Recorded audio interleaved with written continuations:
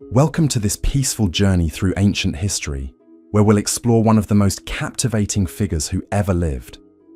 Tonight, we're traveling back over 2,000 years to discover the extraordinary story of a woman whose intelligence, ambition, and political genius would make her the most powerful ruler of her time. Whether you're settling in for the night or simply looking to escape into the fascinating world of ancient Egypt, I'm grateful you've chosen to spend this time with us. I'd love to know where you're listening from tonight, what city or country, and what time it is as you press play. There's something magical about how ancient history can connect us across continents and time zones. If these gentle historical journeys help you find peace at the end of your day, consider subscribing for many more stories that will carry you into restful sleep. This isn't some romanticized tale from Hollywood. This is the real story of Cleopatra VII, the last pharaoh of Egypt, whose remarkable life was far more complex and fascinating than any movie could capture. Have you ever wondered how a young woman could rise to rule the most prosperous kingdom in the ancient world while navigating deadly palace intrigue, foreign invasions, and the collapse of the Roman Republic itself? The answer lies not in the beauty that legends celebrate, but in a brilliant political mind that could speak 9 languages, debate philosophy with the greatest scholars of Alexandria, and command the loyalty of both her people and the most powerful men in Rome. What I'm about to reveal will transform everything you thought you knew about this legendary queen. Cleopatra wasn't just a ruler who happened to be beautiful. She was a master strategist who used every tool at her disposal, including her intellect, charisma, and yes, her charm, to preserve Egyptian independence during one of the most turbulent periods in ancient history. She was the last pharaoh of a dynasty that had ruled Egypt for 3 centuries, and she would stop at nothing to ensure that legacy continued.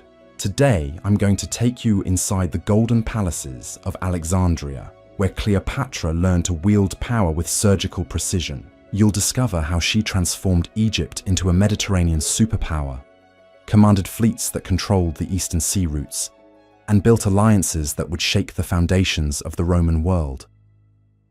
By the end of this journey, you'll understand why Cleopatra's story has captivated humanity for over 2 millennia, and why her legacy continues to influence how we think about power, leadership, and the eternal struggle between East and West. But before we witness her rise to ultimate authority, let me paint you the world into which Cleopatra was born. A world where the great powers of antiquity were locked in an endless dance of alliance and betrayal that would determine the fate of civilization itself. The year was 69 BCE, and the ancient world was experiencing unprecedented upheaval. The Roman Republic, which had spent centuries conquering the Mediterranean, was beginning to tear itself apart through civil wars and political chaos in the east. The remnants of Alexander's empire still commanded vast wealth and territory. While Egypt remained the most prosperous kingdom in the world, its capital Alexandria serving as the center of learning, trade, and culture. Into this world of shifting alliances and constant danger was born Cleopatra VII Philippa, daughter of Ptolemy XII, in the magnificent palace complex of Alexandria. Her birth name meant glory of the father, but she would forge a glory entirely her own that would eclipse that of any pharaoh who came before her. The Ptolemaic dynasty that Cleopatra inherited had ruled Egypt for nearly 3 centuries. Ever since one of Alexander the Great's generals, Ptolemy I, had claimed the ancient kingdom as his prize after Alexander's death. For 13 generations, the Ptolemies had maintained their Greek identity while adopting the pharaonic traditions that legitimized their rule over the Egyptian people. Cleopatra's childhood was spent in the most magnificent city of the ancient world.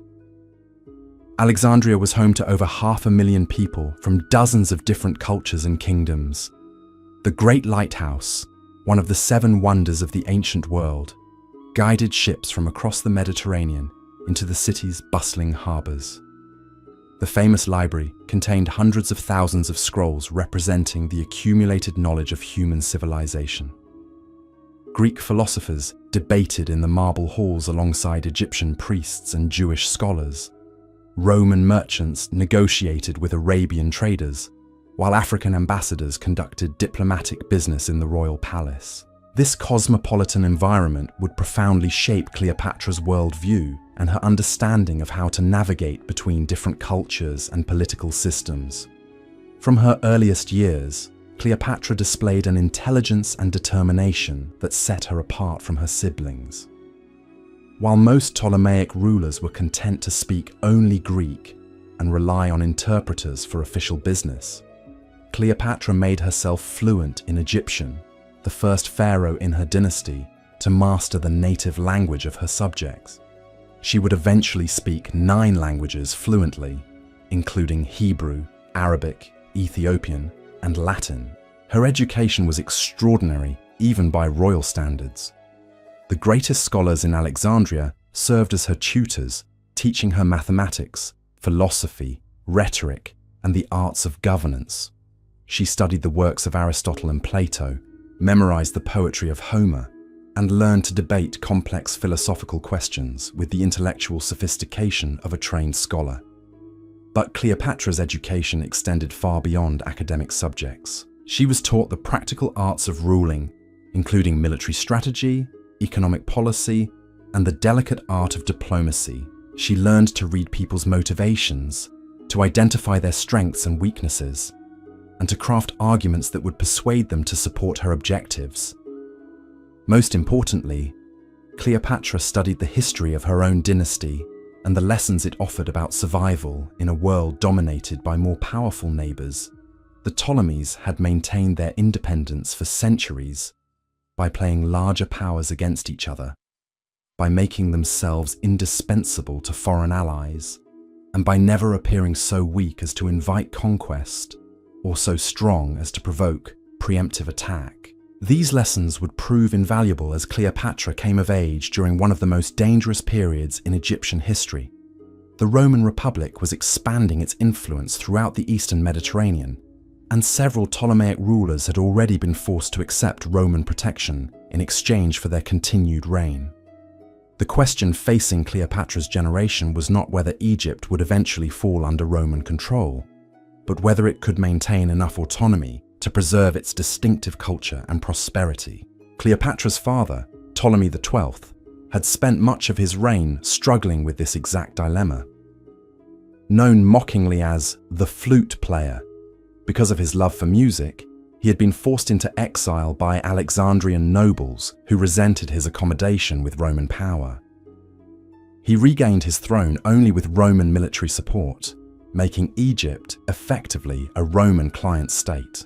This humiliating dependence on foreign protection deeply influenced Cleopatra's political development. She witnessed firsthand how even the most ancient and prosperous kingdoms could lose their independence through weakness or poor strategic choices. She observed how Roman politicians and generals viewed Eastern kingdoms as sources of wealth to be exploited, rather than as legitimate political entities deserving respect. These experiences taught Cleopatra that survival required not just intelligence and diplomatic skill, but also the ability to project strength and confidence in negotiations with more powerful neighbors. She would need to convince Romans that Egypt was valuable enough as an ally to be worth preserving, while simultaneously demonstrating that any attempt to annex the kingdom would be costly and difficult. The challenge was complicated by internal political dynamics within Egypt itself. The Ptolemaic court was riven by factional disputes, personal rivalries, and competing claims to royal succession. Palace intrigue was a constant threat as ambitious nobles, military commanders, and royal relatives plotted to advance their own interests at the expense of dynastic stability. Cleopatra learned to navigate these treacherous waters with remarkable skill for someone so young. She built relationships with key military officers who controlled the armies that defended Egypt's borders. She cultivated support among the priests who managed the temples that legitimized pharaonic authority in the eyes of the Egyptian people. Most crucially, She established connections with the scholars and administrators who actually ran the complex bureaucracy that governed one of the world's most populous and economically productive kingdoms. This early political education was interrupted in 58 BCE when Cleopatra was just 11 years old. Her father was driven from Alexandria by a popular uprising, forcing the royal family into exile and leaving Egypt in the hands of Ptolemy XII's older daughter, Berenice IV. The experience of exile was traumatic for the young princess, but it also provided invaluable lessons about the fragility of political power and the importance of maintaining popular support. During the 3 years of exile, Cleopatra accompanied her father to Rome, where she observed the workings of the Republic at close range. She met the senators and generals who controlled Roman policy toward the Eastern Mediterranean, learning to understand their motivations, their factional disputes, and their individual personalities. She witnessed the corruption and violence that characterized Roman politics, but also the efficiency and ruthlessness that had made Rome the dominant power in the Mediterranean world. Most importantly, Cleopatra observed how her father negotiated for Roman support to regain his throne. She watched him promise tribute payments, trading concessions, and military cooperation in exchange for the legions that would restore him to power. She saw how Romans viewed these arrangements as profitable investments rather than acts of generosity, and how they expected increasing returns on their support over time. These observations would prove crucial to Cleopatra's later success in dealing with Roman leaders. She understood that Romans respected strength and were attracted to wealth and luxury, but that they also had a practical appreciation for competent administration and reliable partnership. She learned that successful diplomacy with Rome required offering concrete benefits while projecting confidence and independence. The family returned to Alexandria in 55 BCE with Roman military support, and Ptolemy XII was restored to his throne. Berenice IV was executed, eliminating one potential rival to Cleopatra's eventual succession. But the restoration came at enormous cost. Both financial and political, Egypt was forced to pay massive tributes to Rome, and Roman troops remained stationed in Alexandria as a permanent reminder of the kingdom's dependent status. Cleopatra spent her teenage years learning to operate within this constrained environment. She could not openly oppose Roman influence without risking her dynasty's survival, but she also could not simply accept permanent subordination without losing the respect of her subjects and the independence that made Egypt worth ruling. Her solution was characteristically sophisticated and patient. She would work within the Roman system while gradually building Egypt's strength and her own political capabilities. She would demonstrate her value as an ally while preparing for the day when changed circumstances might allow greater independence.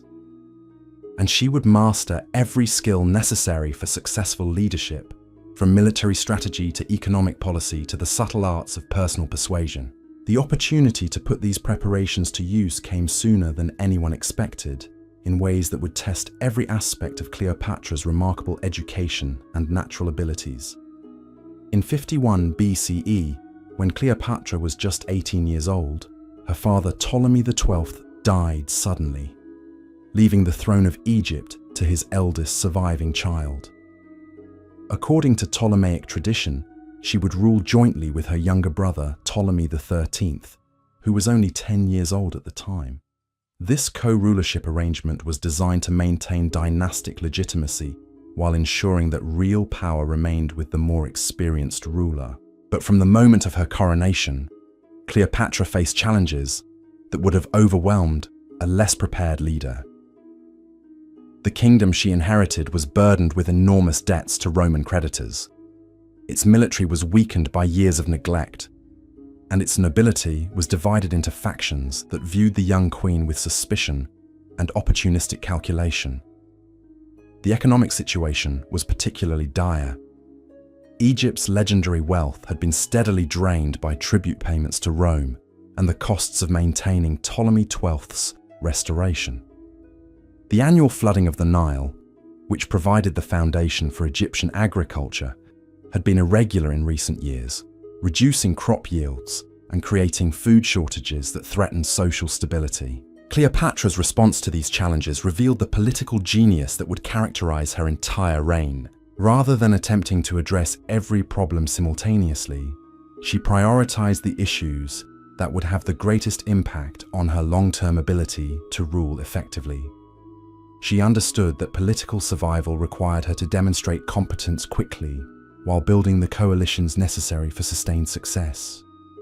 Her first priority was establishing her authority over the complex bureaucracy that actually governed Egypt. The Ptolemaic administrative system was one of the most sophisticated in the ancient world, with specialized departments managing everything from tax collection to temple maintenance to foreign trade. But this bureaucracy had grown accustomed to operating with minimal royal oversight, and many officials were more loyal to their own interests than to the crown. Cleopatra spent her first months as pharaoh conducting a systematic review of governmental operations, meeting with department heads, examining financial records, and evaluating the competence and loyalty of key personnel. This process allowed her to identify both the most capable administrators and those who might pose threats to her authority. She made strategic personnel changes that strengthened her control while improving governmental efficiency. Officials who demonstrated competence and loyalty were promoted to positions of greater responsibility. Those who appeared unreliable or potentially disloyal were transferred to less sensitive roles or removed entirely. The changes were implemented gradually to avoid disrupting essential services, but the cumulative effect was to place the entire governmental apparatus under direct royal control. Simultaneously, Cleopatra began addressing Egypt's financial crisis through a combination of economic reforms and diplomatic initiatives. She negotiated more favorable terms with Roman creditors, arguing that Egypt's long-term ability to repay its debts depended on maintaining sufficient resources for productive investment. She restructured internal taxation to reduce burdens on farmers and merchants, while ensuring adequate revenues for essential governmental functions. More innovatively, she launched new trading initiatives that capitalized on Egypt's strategic position between Africa, Asia, and Europe. Alexandria's ports were expanded and modernized to accommodate larger merchant vessels. New trade agreements were negotiated with kingdoms throughout the Mediterranean and beyond. The famous Egyptian grain exports were supplemented by luxury goods, manufactured products, and exotic materials from the African interior. These economic policies demonstrated Cleopatra's sophisticated understanding of how political power and economic prosperity reinforced each other. By strengthening Egypt's financial position, she reduced the kingdom's dependence on Roman support, while creating resources that could be used to build military capabilities and purchase diplomatic influence. But Cleopatra's most crucial early challenge involved managing the complex relationship with her younger brother and co-ruler. Ptolemy XIII was too young to govern effectively, but he was surrounded by ambitious advisors who saw the regency as an opportunity to advance their own interests. These advisors, led by the eunuch Pothinus and the general Achilles, began encouraging the young king to assert greater independence from his sister's authority. The tension between the royal siblings reflected deeper conflicts within Egyptian society about the kingdom's future direction. Cleopatra represented a more assertive approach that emphasized Egyptian independence and cultural distinctiveness.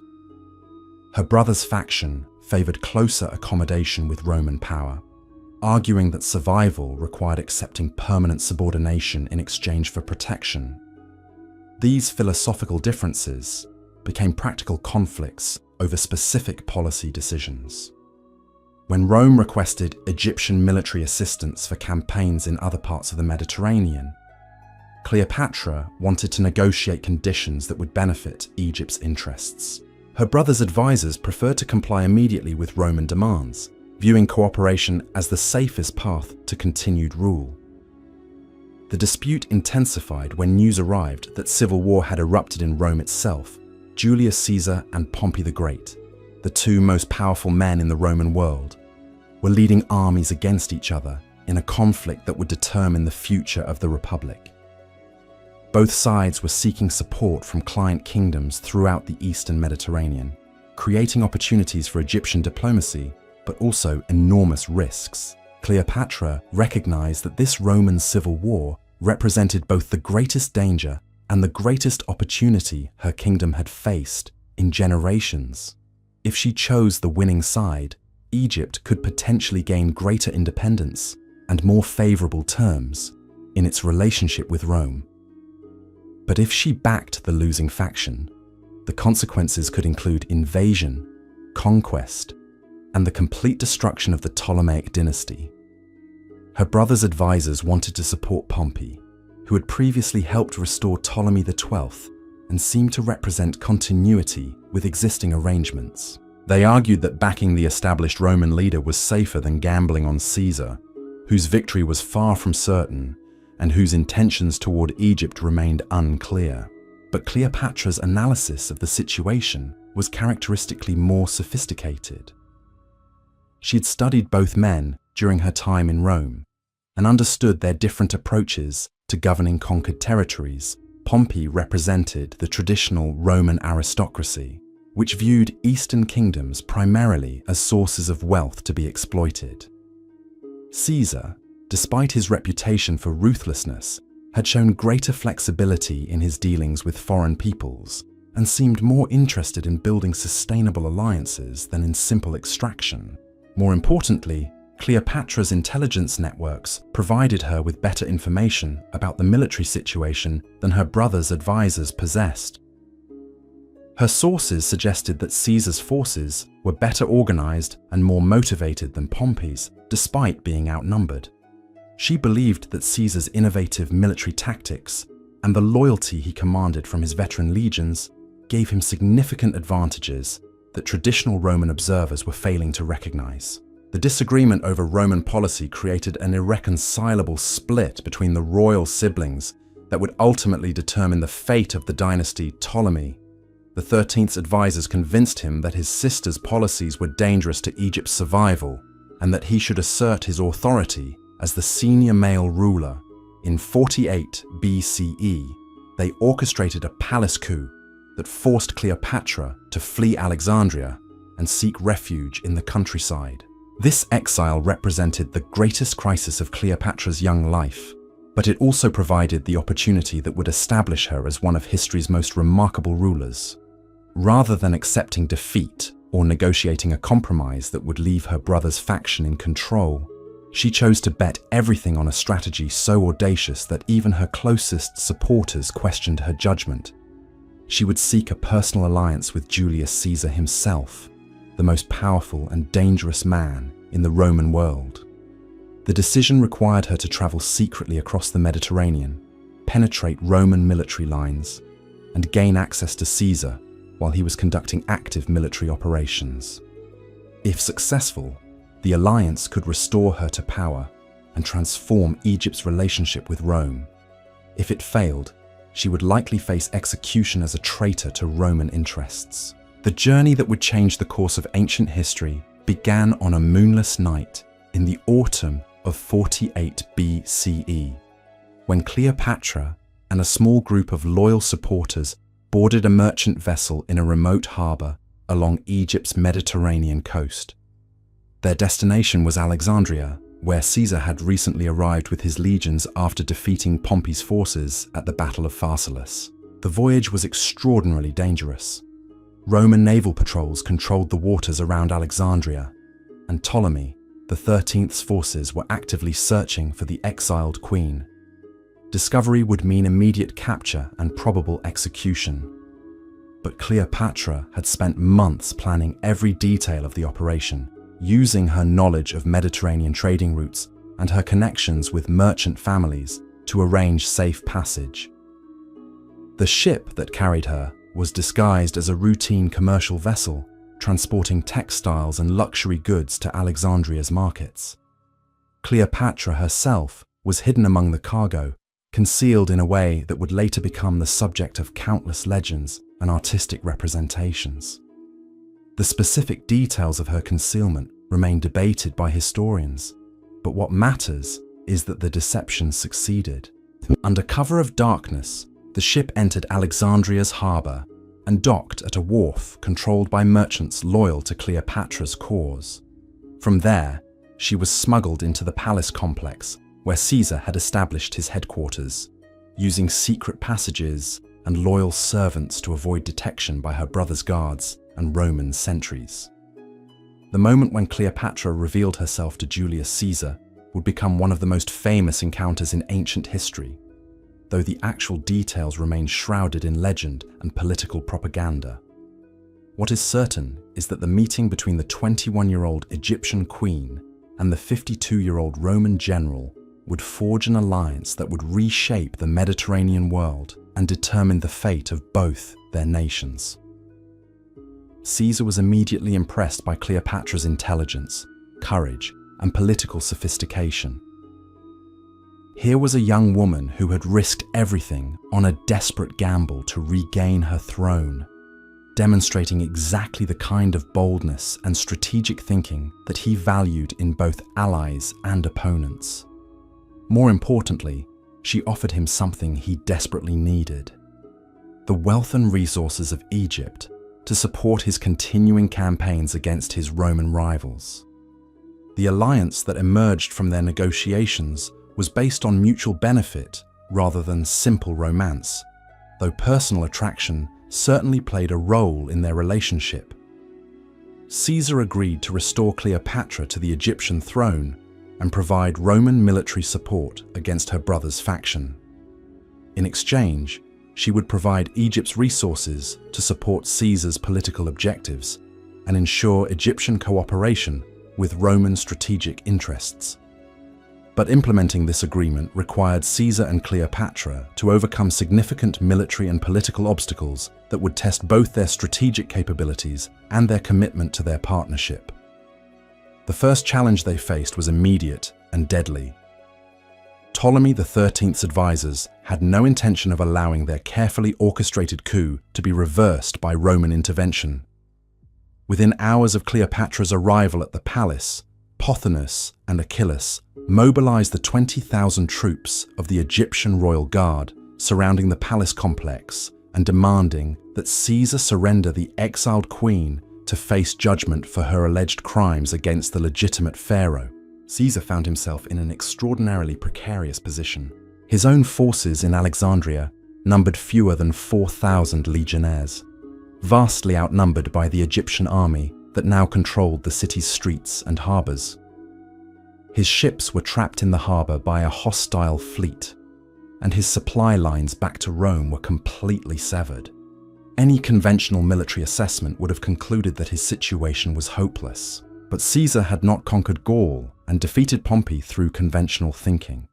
He recognized that the crisis in Alexandria represented an opportunity to demonstrate Roman power and resolve to the entire Eastern Mediterranean.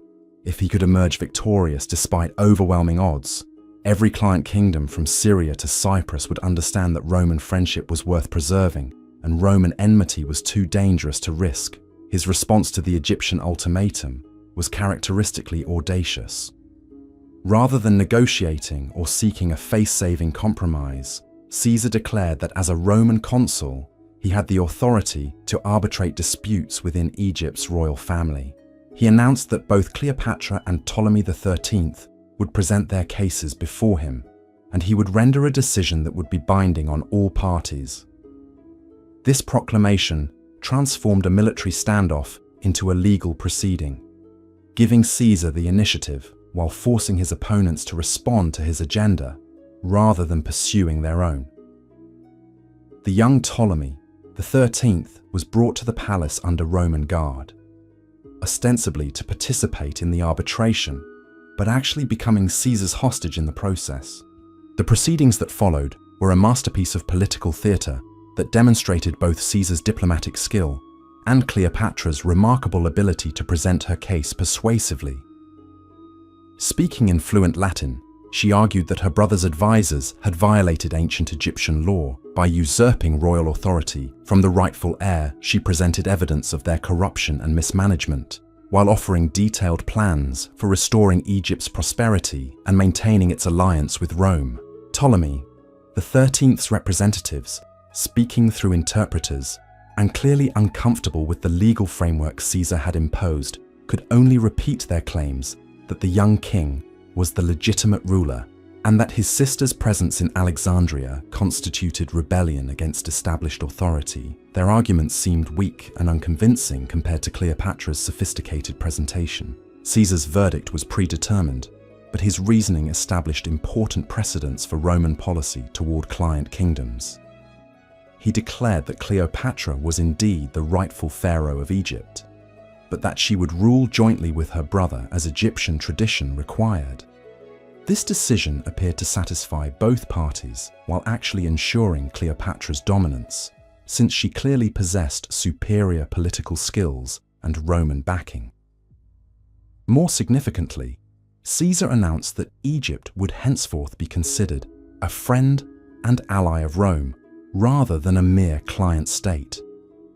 This elevated status came with both privileges and obligations that would reshape the relationship between the two powers. Egypt would contribute to Roman military campaigns when requested, but would also receive protection against foreign invasion and support for its economic development. The announcement of Caesar's decision triggered immediate violent resistance from Pothinus and Achillas, who recognized that accepting the verdict would mean the end of their political influence. They ordered their forces to storm the palace and capture both Caesar and Cleopatra, hoping that eliminating the Roman general would restore their control over Egyptian policy. What followed was one of the most dramatic sieges in ancient history, as Caesar's small force of legionnaires defended the royal palace complex against repeated assaults by vastly superior Egyptian numbers. The fighting raged for weeks, with Roman engineering skill and discipline barely compensating for their numerical disadvantage. Caesar's situation became desperate when Egyptian forces managed to cut off the palace's water supply and threaten its food stores.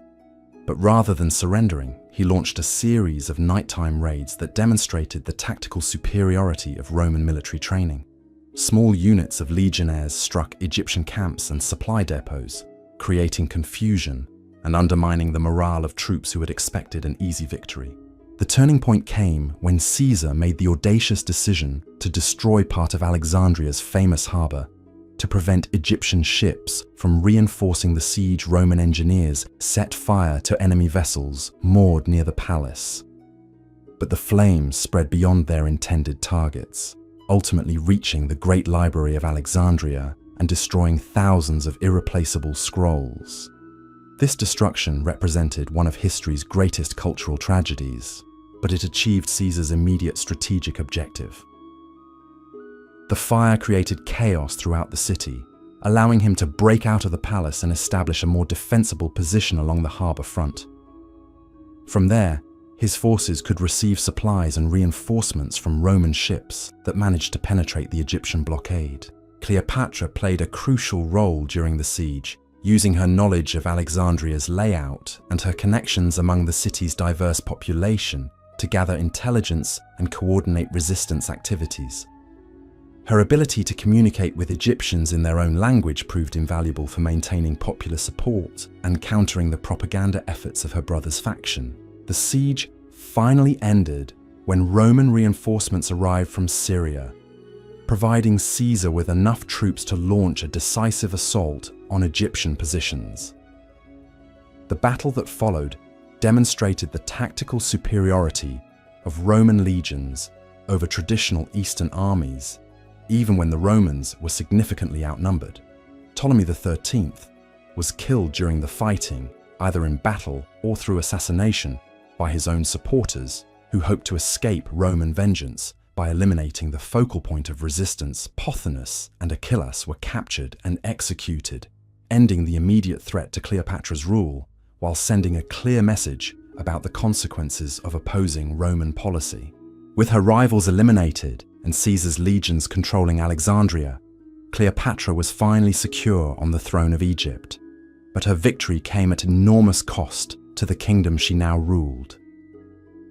The siege had damaged Alexandria's infrastructure, disrupted trade throughout the eastern Mediterranean and demonstrated Egyptian military weakness to potential enemies throughout the region.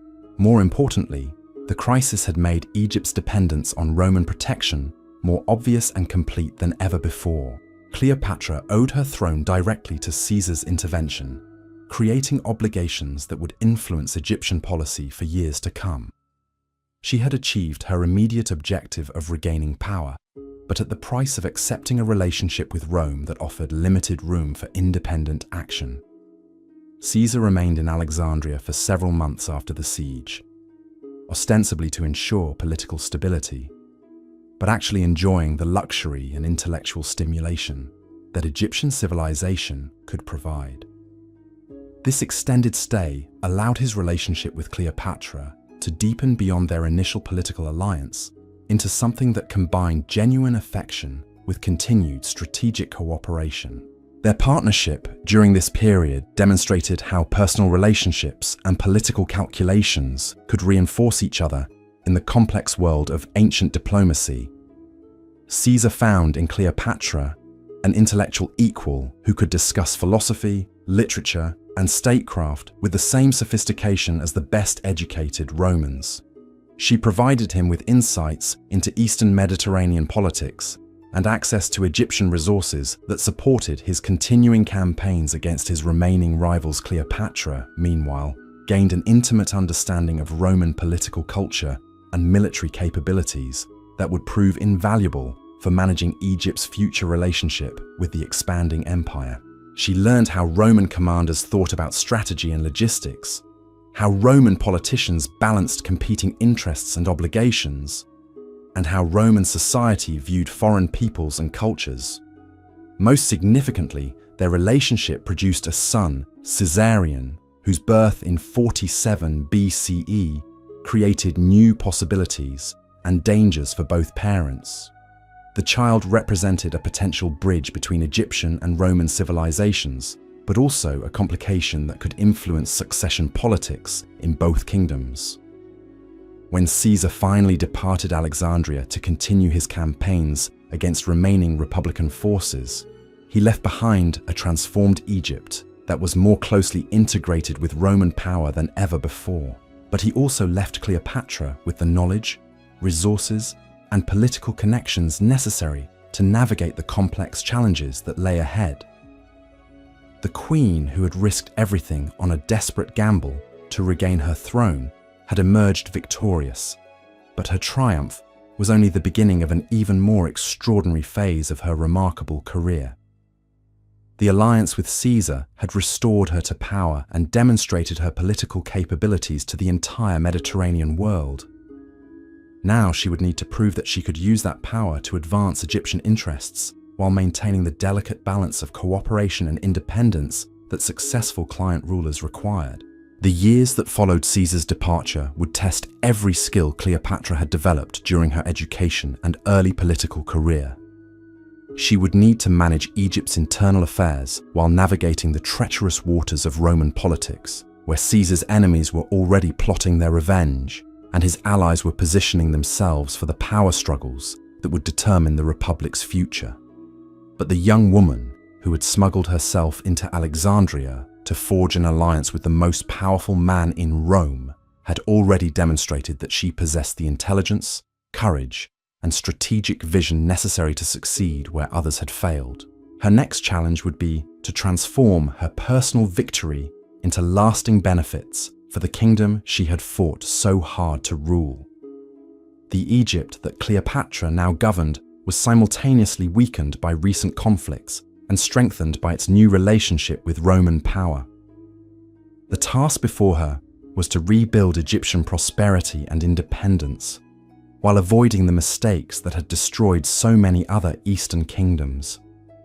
Her success or failure would determine not only her own fate, but the survival of a civilization that had flourished along the Nile for over 3,000 years. As Caesar's ships disappeared beyond the horizon, carrying him back to the political struggles that awaited in Rome, Cleopatra stood on the palace balcony overlooking Alexandria's harbour, contemplating the enormous challenges and opportunities that lay ahead.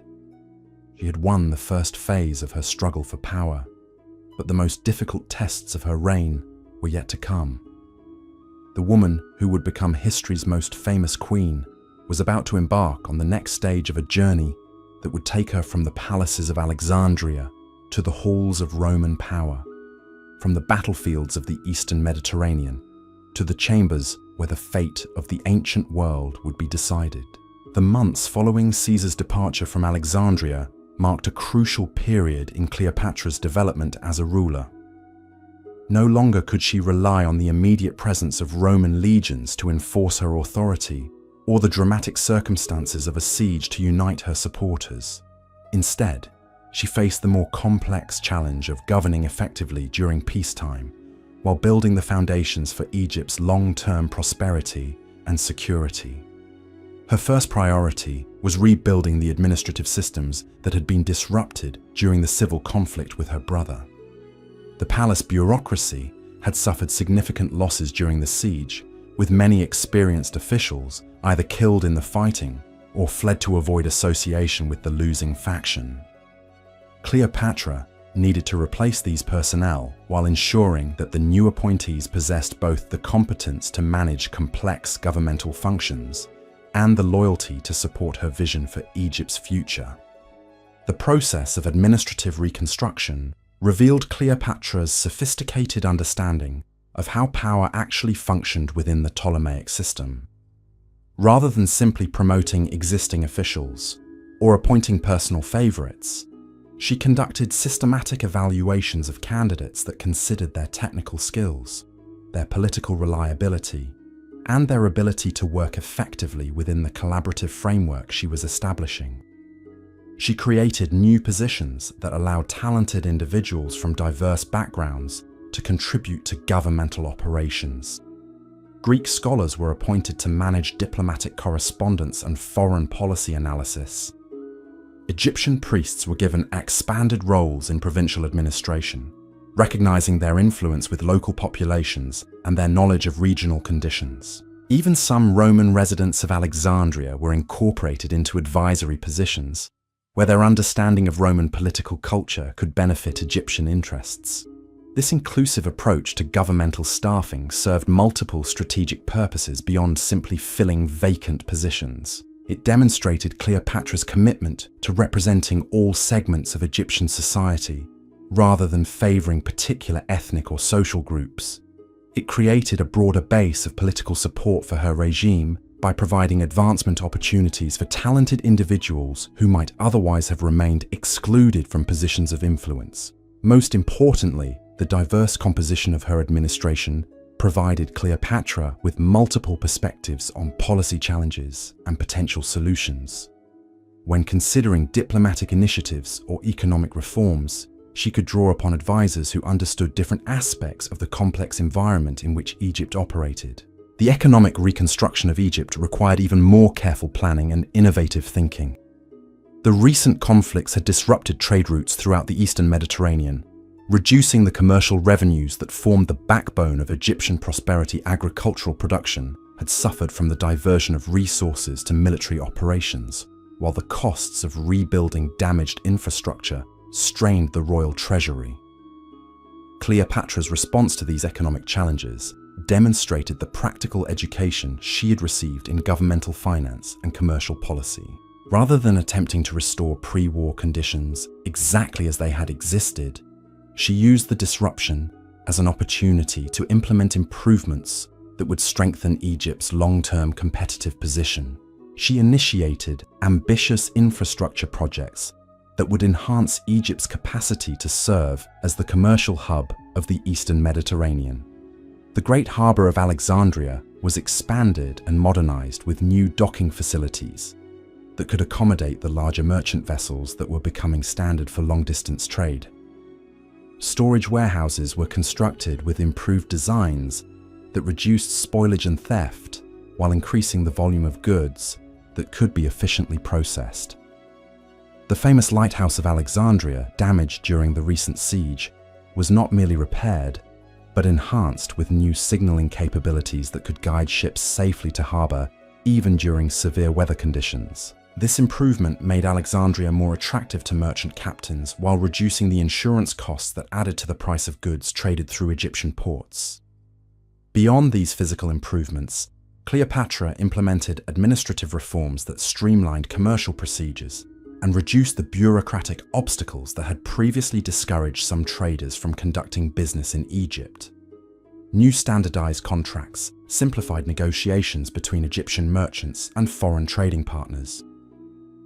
Dispute resolution procedures were established that could handle commercial disagreements quickly and fairly, reducing the uncertainty that made some business relationships unprofitable. The agricultural sector, which remained the foundation of Egyptian wealth, received particular attention in Cleopatra's reconstruction program. She invested royal resources in improving irrigation systems throughout the Nile Valley, ensuring that farmers could maximize their productivity during both normal flood years and periods when the river's annual inundation was less generous than usual. New crop varieties were introduced that could produce higher yields or grow successfully in marginal conditions.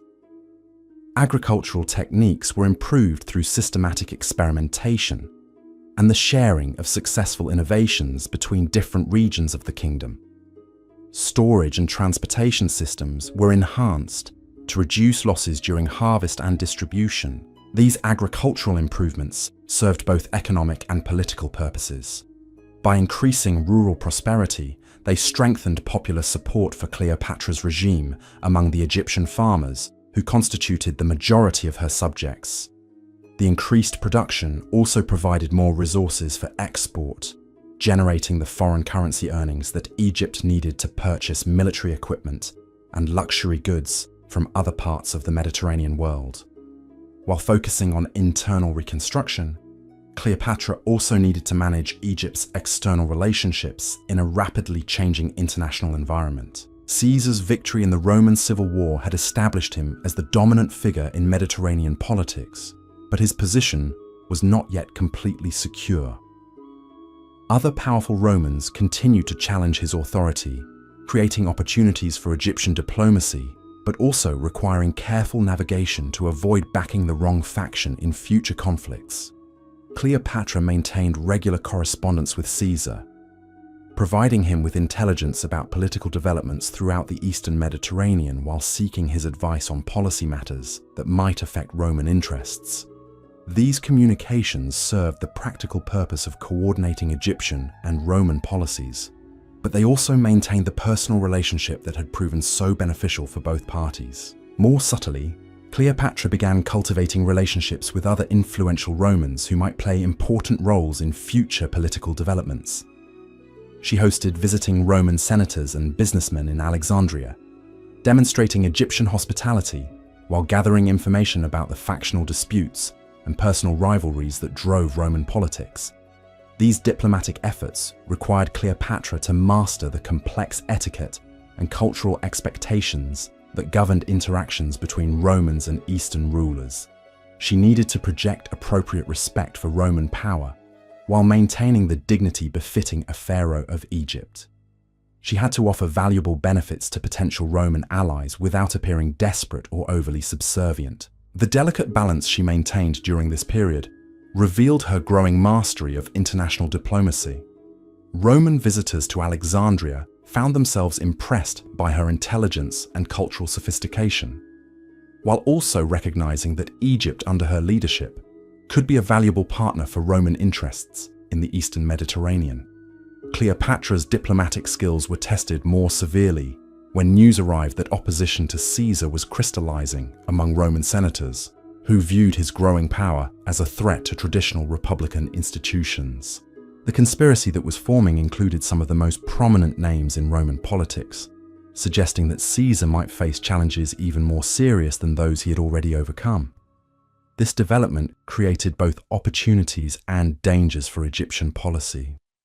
If Caesar's enemies succeeded in removing him from power, Cleopatra would need alternative sources of Roman support to maintain her position. But if she appeared to be hedging her bets by cultivating relationships with Caesar's opponents, she might be seen as disloyal by the man who had restored her to the throne. Her solution to this dilemma demonstrated the political maturity she had developed during her years of exile and struggle. Rather than choosing sides prematurely, she positioned Egypt as a valuable ally for Roman stability in general, regardless of which particular leaders ultimately controlled Roman policy. She emphasized Egypt's contributions to Mediterranean commerce, its strategic location for military operations, and its cultural achievements that enhanced the prestige of Roman civilization. This approach allowed her to maintain relationships with multiple Roman factions while avoiding commitments that might prove problematic if political circumstances changed. She could offer friendship and cooperation to any Roman leader who respected Egyptian interests, while reserving the right to withdraw support from those who threatened Egypt's security or prosperity. The wisdom of this strategy became apparent in March of 44 BCE, when shocking news reached Alexandria that would transform the entire Mediterranean political landscape. Julius Caesar, the man who had restored Cleopatra to her throne and fathered her son, had been assassinated in the Roman Senate by a conspiracy of senators led by Marcus Brutus and Gaius Cassius. The assassination of Caesar created immediate crisis for Cleopatra and Egypt. Her most powerful protector was dead, her son was now fatherless, and her kingdom's future relationship with Rome was thrown into complete uncertainty. The conspirators who had killed Caesar might view Egypt as a hostile state that needed to be brought under closer Roman control. Alternatively, Caesar's supporters might blame Egypt for failing to provide adequate warning about the plot against their leader. Even more dangerous was the possibility that Caesar's death would trigger another Roman civil war that could devastate the Eastern Mediterranean. If competing Roman factions began fighting for control of the Republic, Egypt might be forced to choose sides in a conflict where the wrong choice could result in invasion and conquest. Cleopatra's response to Caesar's assassination revealed both her emotional resilience and her strategic sophistication. Despite the personal loss and political upheaval, she immediately began adapting Egyptian policy to the new realities created by his death. She understood that survival required quick thinking and decisive action rather than prolonged mourning or passive waiting for events to unfold. Her first priority was ensuring the immediate security of her own position and that of her son. Caesarion's existence made him both a valuable asset and a dangerous liability in the complex political environment that was emerging in Rome. Some of Caesar's supporters might view the boy as a legitimate heir to his father's legacy, while Caesar's enemies might see him as a threat that needed to be eliminated. Cleopatra increased security around the palace and established contingency plans for protecting Caesarion if circumstances required his removal from Alexandria. She also began quietly moving royal treasury assets to secure locations outside Egypt, creating financial reserves that could support resistance or exile if her regime faced serious threats. Simultaneously, she launched a comprehensive intelligence-gathering effort to understand the political situation developing in Rome. Egyptian merchants, diplomats, and scholars throughout the Mediterranean were instructed to report on political developments, military movements, and the positions being taken by various Roman leaders regarding Egypt and other Eastern kingdoms. This intelligence network provided Cleopatra with better information about Roman politics than many Romans possessed themselves. She learned that Caesar's assassination had not resolved the fundamental conflicts within the Republic, but had instead created new sources of instability that were likely to produce continued violence and political upheaval. The most immediate threat came from the liberators, as Brutus and Cassius styled themselves, who were attempting to restore traditional republican government by eliminating anyone associated with Caesar's policies. This faction viewed Eastern kingdoms like Egypt as corrupting influences that had encouraged Caesar's allegedly tyrannical behavior. But Caesar's death had also created opportunities for ambitious Romans who had been overshadowed by his dominance. Mark Antony, Caesar's most trusted lieutenant, was positioning himself as the protector of Caesar's legacy and the leader of his political faction. Octavian, Caesar's adopted heir, was claiming his inheritance and demanding recognition as his father's rightful successor. These competing claims suggested that another round of civil wars was inevitable, creating the same kinds of opportunities for Egyptian diplomacy that had originally brought Cleopatra to power. If she could identify the eventual winner and provide valuable support during the struggle, Egypt might gain an even more favorable relationship with Rome than had existed during Caesar's lifetime. But the risks were also enormous. The wrong choice could result in Egypt being treated as an enemy state by whoever ultimately controlled Roman policy. The complex factional disputes and personal rivalries that were emerging made it difficult to predict which side would ultimately prove victorious. Cleopatra's approach to this challenge drew upon all the lessons she had learned during her previous political crises. She would avoid premature commitments while gathering information about the various Roman factions and their likely prospects for success. She would maintain Egypt's military and economic strength to ensure that any alliance she eventually formed would be based on mutual benefit rather than desperate weakness. Most importantly, she would position herself as an indispensable ally for Mediterranean stability and prosperity, making it costly for any Roman leader to treat Egypt as an enemy.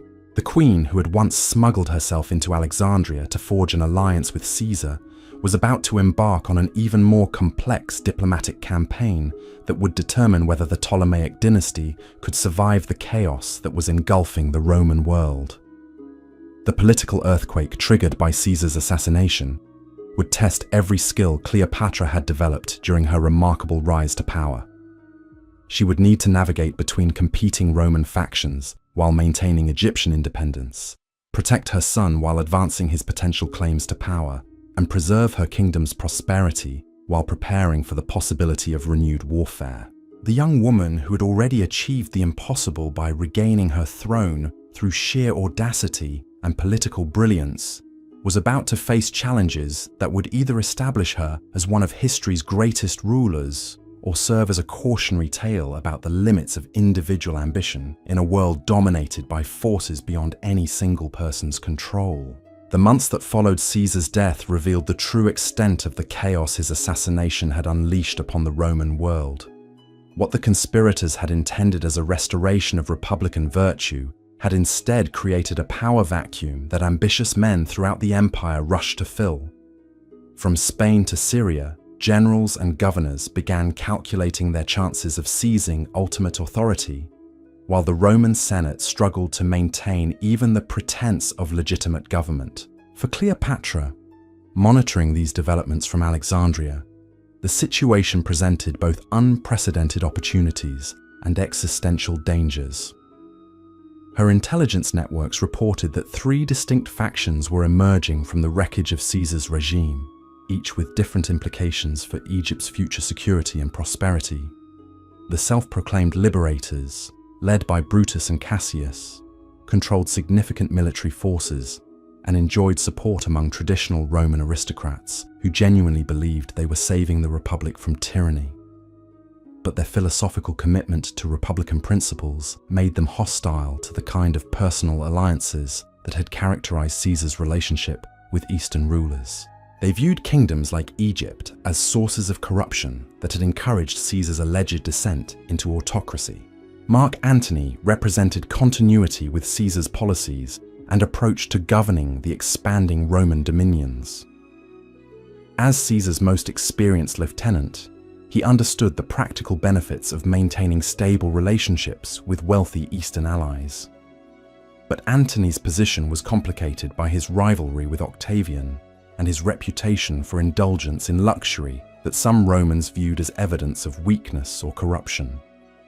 Octavian, despite his youth and limited military experience, possessed the enormous advantage of being Caesar's legally adopted son and heir.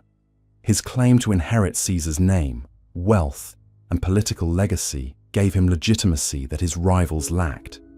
But his inexperience in governing and commanding armies made him vulnerable to more seasoned opponents. Cleopatra's analysis of these competing factions revealed her sophisticated understanding of Roman political psychology. She recognized that each group offered different advantages and disadvantages for Egyptian interests. and that the eventual winner would likely emerge from a process of elimination that could take years to complete. Rather than choosing sides immediately, she decided to position Egypt as a valuable prize for whichever faction ultimately proved victorious. This strategy required her to maintain her kingdom's military strength, economic prosperity, and political independence while avoiding actions that would make permanent enemies of any potential Roman leaders. The approach she developed during this period demonstrated how personal relationships and strategic calculations could be separated when necessary. Despite her emotional attachment to Caesar's memory and her natural sympathy for his political allies, Cleopatra understood that Egyptian interests might ultimately require her to work with his enemies if they proved more capable of providing the security and stability that her kingdom needed. Her first concrete test came when Brutus and Cassius began demanding military support from Eastern kingdoms for their campaign against Caesar's supporters. The liberators argued that all legitimate governments had an obligation to help restore republican institutions by defeating the would-be tyrants who threatened Roman liberty. The request placed Cleopatra in an extraordinarily difficult position. Refusing to provide support could be interpreted as an act of hostility that might justify military action against Egypt, but providing assistance to Caesar's assassins would constitute a betrayal of the man who had restored her to power and fathered her son. Her response revealed the diplomatic skills she had honed during years of navigating complex political situations. Rather than giving a direct answer to the military assistance request, she launched into detailed discussions about Egypt's current security challenges and financial obligations that made immediate military cooperation problematic. She explained that Egypt was still recovering from the recent civil conflict and needed to maintain adequate forces for defending its own territory against potential threats from neighboring kingdoms. She noted that the kingdom's treasury was committed to reconstruction projects that were essential for maintaining the economic stability that made Egypt a valuable ally for any Roman faction. Most skillfully, she expressed philosophical support for the liberators' objectives, while questioning whether their military strategy was likely to achieve the restoration of republican government they claimed to seek. She suggested that premature military action might actually strengthen their opponents by creating the appearance of a foreign conspiracy against legitimate Roman authority. This response allowed Cleopatra to avoid making immediate commitments while gathering more information about the developing situation. The liberators were forced to accept her explanations without being able to claim that she had definitively refused their requests. Meanwhile, she gained valuable time to observe how the various Roman factions were positioning themselves for the conflicts that lay ahead. Her intelligence networks were reporting increasingly disturbing information about the military preparations being undertaken by all sides in the developing Roman civil war. Brutus and Cassius were recruiting troops throughout the eastern provinces while demanding financial contributions from cities and kingdoms that had previously enjoyed favorable relationships with Rome. Mark Antony was building his own military coalition while attempting to forge a working relationship with Octavian that would allow Caesar's supporters to present a united front against their enemies. The negotiations between these two ambitious men were proceeding slowly and with obvious mutual suspicion, but their success or failure would determine the balance of forces in any future conflict. Octavian was demonstrating political skills that surprised observers who had dismissed him as an inexperienced youth trading on his adoptive father's reputation. He was systematically building support among Caesar's veteran soldiers while cultivating relationships with senators who had been neutral during the initial crisis following the assassination. Most ominously for Egypt's security, all of the competing factions were viewing Eastern kingdoms as potential sources of the wealth and military support they needed for their campaigns against each other. The days when Egypt could maintain its independence through careful neutrality were clearly ending, replaced by a situation where active partnership with one side or another would become unavoidable. Cleopatra understood that delay could only postpone rather than prevent the difficult choices that lay ahead. But she also recognized that premature action could prove even more dangerous than continued neutrality.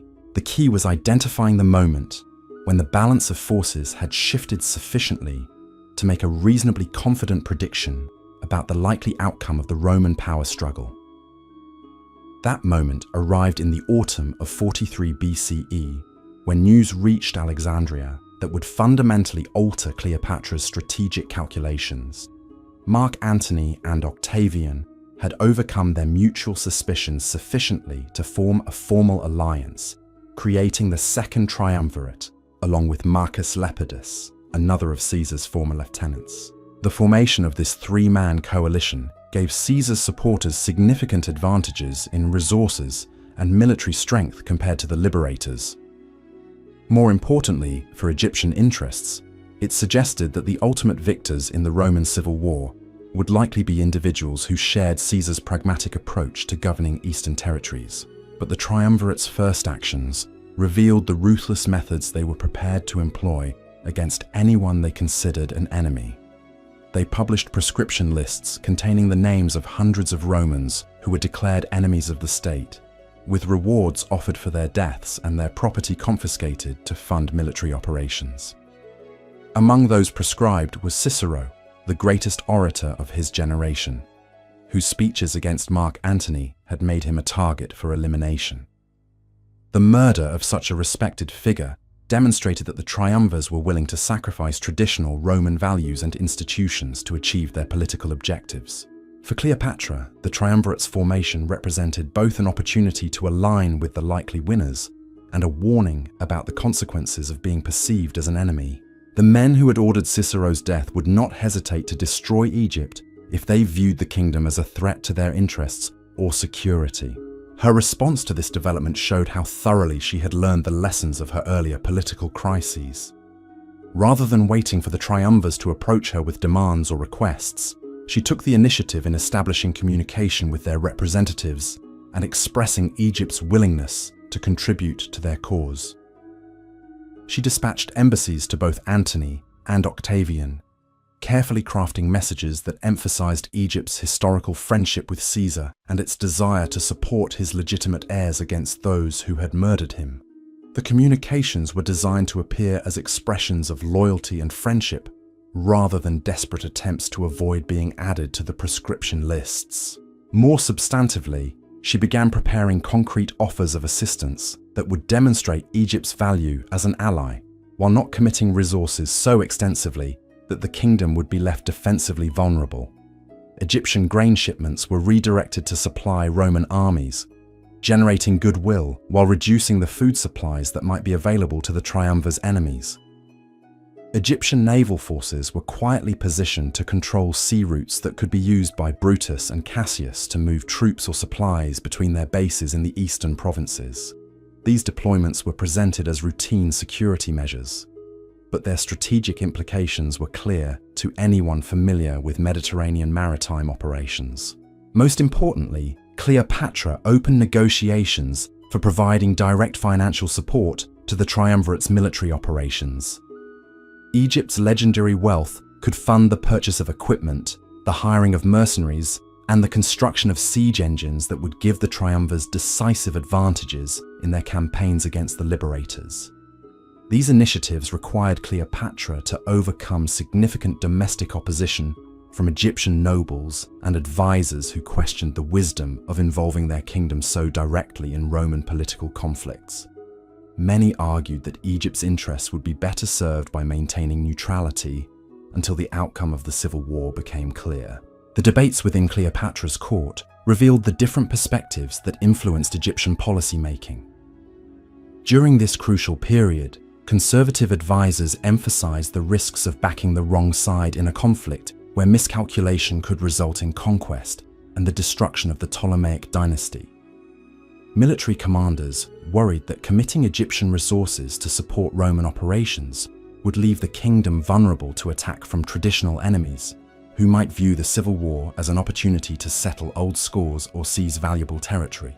Economic advisors calculated the enormous costs of supporting Roman military operations while maintaining Egypt's own defensive capabilities and continuing the internal reconstruction projects that were essential for long-term prosperity.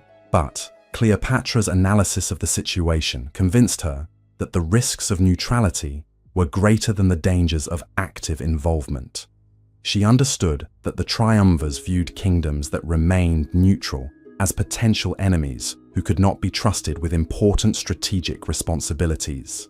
More importantly, she recognized that this civil war represented Egypt's best opportunity in generations to forge a relationship with Rome based on genuine partnership rather than subordination.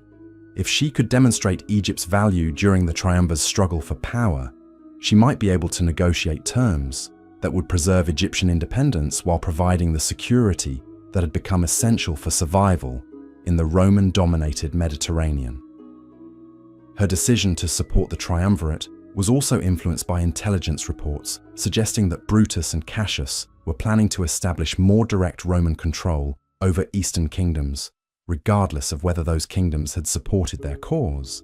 The liberators' commitment to traditional republican values apparently included opposition to the autonomous client relationships that had allowed places like Egypt to maintain their distinctive institutions and cultural practices.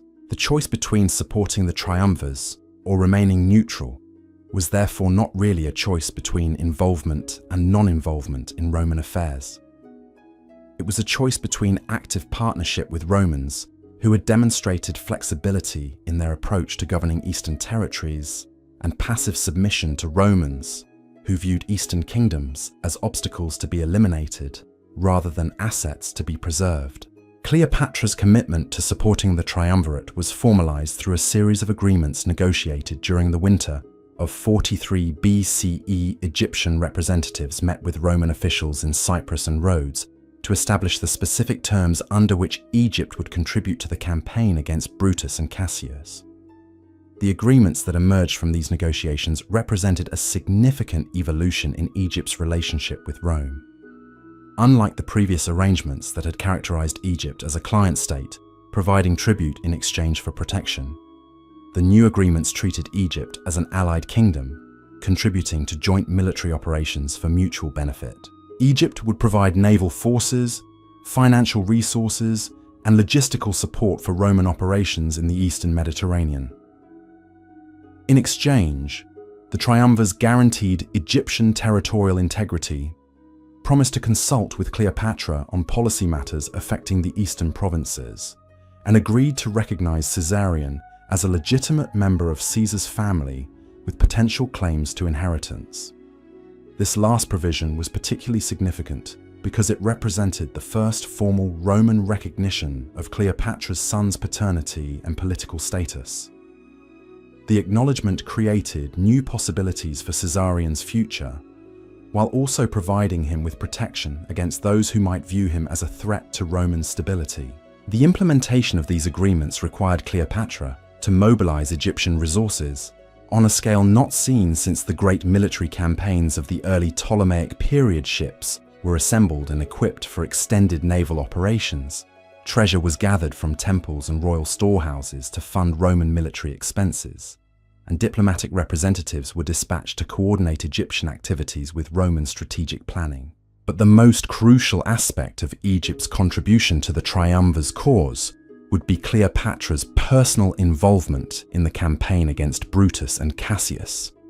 The agreement specified that she would personally command Egyptian naval forces during the decisive battle that would determine the fate of the Roman Republic. This provision transformed Cleopatra from a distant ally providing support for Roman operations into an active participant in the military campaign that would reshape Mediterranean politics. Her success or failure during the upcoming battle would determine not only the outcome of the Roman civil war, but also her own position as one of the most powerful rulers in the ancient world. The queen who had once risked everything to forge an alliance with Julius Caesar was about to stake her kingdom's future on an even more audacious gamble. She would lead Egyptian forces into battle alongside Roman legions, commanding ships and sailors whose performance could determine whether the triumvirate succeeded in establishing their authority over the entire Roman world. The teenage girl who had smuggled herself into Alexandria to meet Caesar had evolved into a mature ruler, capable of making strategic decisions that would influence the course of ancient history. But the greatest test of her political and military capabilities still lay ahead in the waters off the coast of Greece, where the fate of both Egypt and Rome would be decided in a single climactic confrontation. As her ships prepared to depart Alexandria's harbour for what would become known as the Battle of Actium, Cleopatra understood that she was embarking on a journey that would either establish her as one of history's most successful rulers or mark the beginning of the end for the civilization she had worked so hard to preserve and protect. The warm Mediterranean breeze that filled her sails as the Egyptian fleet departed carried with it the hopes and fears of a kingdom whose survival now depended entirely on the political and military skills of the remarkable woman who had transformed herself from powerless exile into the most influential queen of the ancient world. The Egyptian fleet that departed Alexandria in the summer of 42 BCE represented the culmination of Cleopatra's efforts to transform her kingdom into a true Mediterranean naval power. Over 60 warships sailed in formation through the harbour's ancient channels, their bronze-reinforced prows gleaming in the morning sun as thousands of oars struck the water in perfect synchronization. These were not merely transport vessels pressed into military service, but purpose-built fighting ships designed according to the latest innovations in naval architecture. Egyptian shipwrights had studied captured vessels from across the Mediterranean, incorporating the best features of Rhodian engineering, Phoenician construction techniques, and Roman tactical modifications into designs that maximized both speed and combat effectiveness. The flagship that carried Cleopatra herself was a marvel of ancient engineering, stretching nearly 200 feet from stem to stern and powered by multiple banks of oars, manned by skilled Egyptian rowers. Golden decorations adorned its hull, while purple sails bearing the royal insignia proclaimed the presence of Pharaoh to anyone who witnessed the fleet's passage. But beneath this magnificent display lay months of careful preparation that revealed Cleopatra's understanding of how naval warfare had evolved during the Roman civil wars. Her ships carried not just traditional weapons like rams and grappling hooks, but also the newest siege engines adapted for maritime combat. Catapults capable of hurling burning projectiles had been mounted on reinforced decks, while specialized marines trained in boarding tactics were equipped with weapons designed for fighting in the confined spaces of enemy vessels. The intelligence networks Cleopatra had cultivated throughout the eastern Mediterranean provided her with detailed information about the naval forces being assembled by Brutus and Cassius. The liberators had convinced several Greek cities to contribute ships and crews to their cause, while their control of important islands gave them bases from which they could threaten Roman supply lines.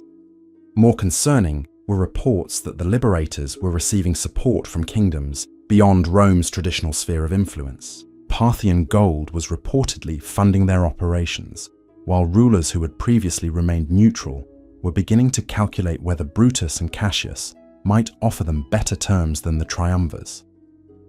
These developments suggested that the coming conflict would involve far more than a simple struggle between competing Roman factions. The battle would determine whether the Mediterranean would remain unified under Roman authority or fragment into competing spheres of influence that could return the region to the chronic warfare that had characterized earlier centuries. For Cleopatra, sailing toward this decisive confrontation, the stakes could not have been higher. Victory would establish Egypt as an indispensable ally of whoever ultimately controlled Rome, potentially securing the independence and prosperity that had been her objectives since reclaiming her throne. Defeat could mean the destruction of everything she had worked to achieve, the conquest of Egypt by hostile forces, and the end of the Ptolemaic dynasty that had ruled the Nile Valley for 3 centuries. The voyage to the rendezvous point where Egyptian forces would join the triumvir's main fleet provided Cleopatra with final opportunities to review her strategy and prepare for the challenges ahead. She spent hours each day consulting with her naval commanders, refining tactical plans that would maximize Egyptian contributions to the joint operation while minimizing risks to her own forces. These planning sessions revealed the sophistication of the military education Cleopatra had received during her preparation for rule.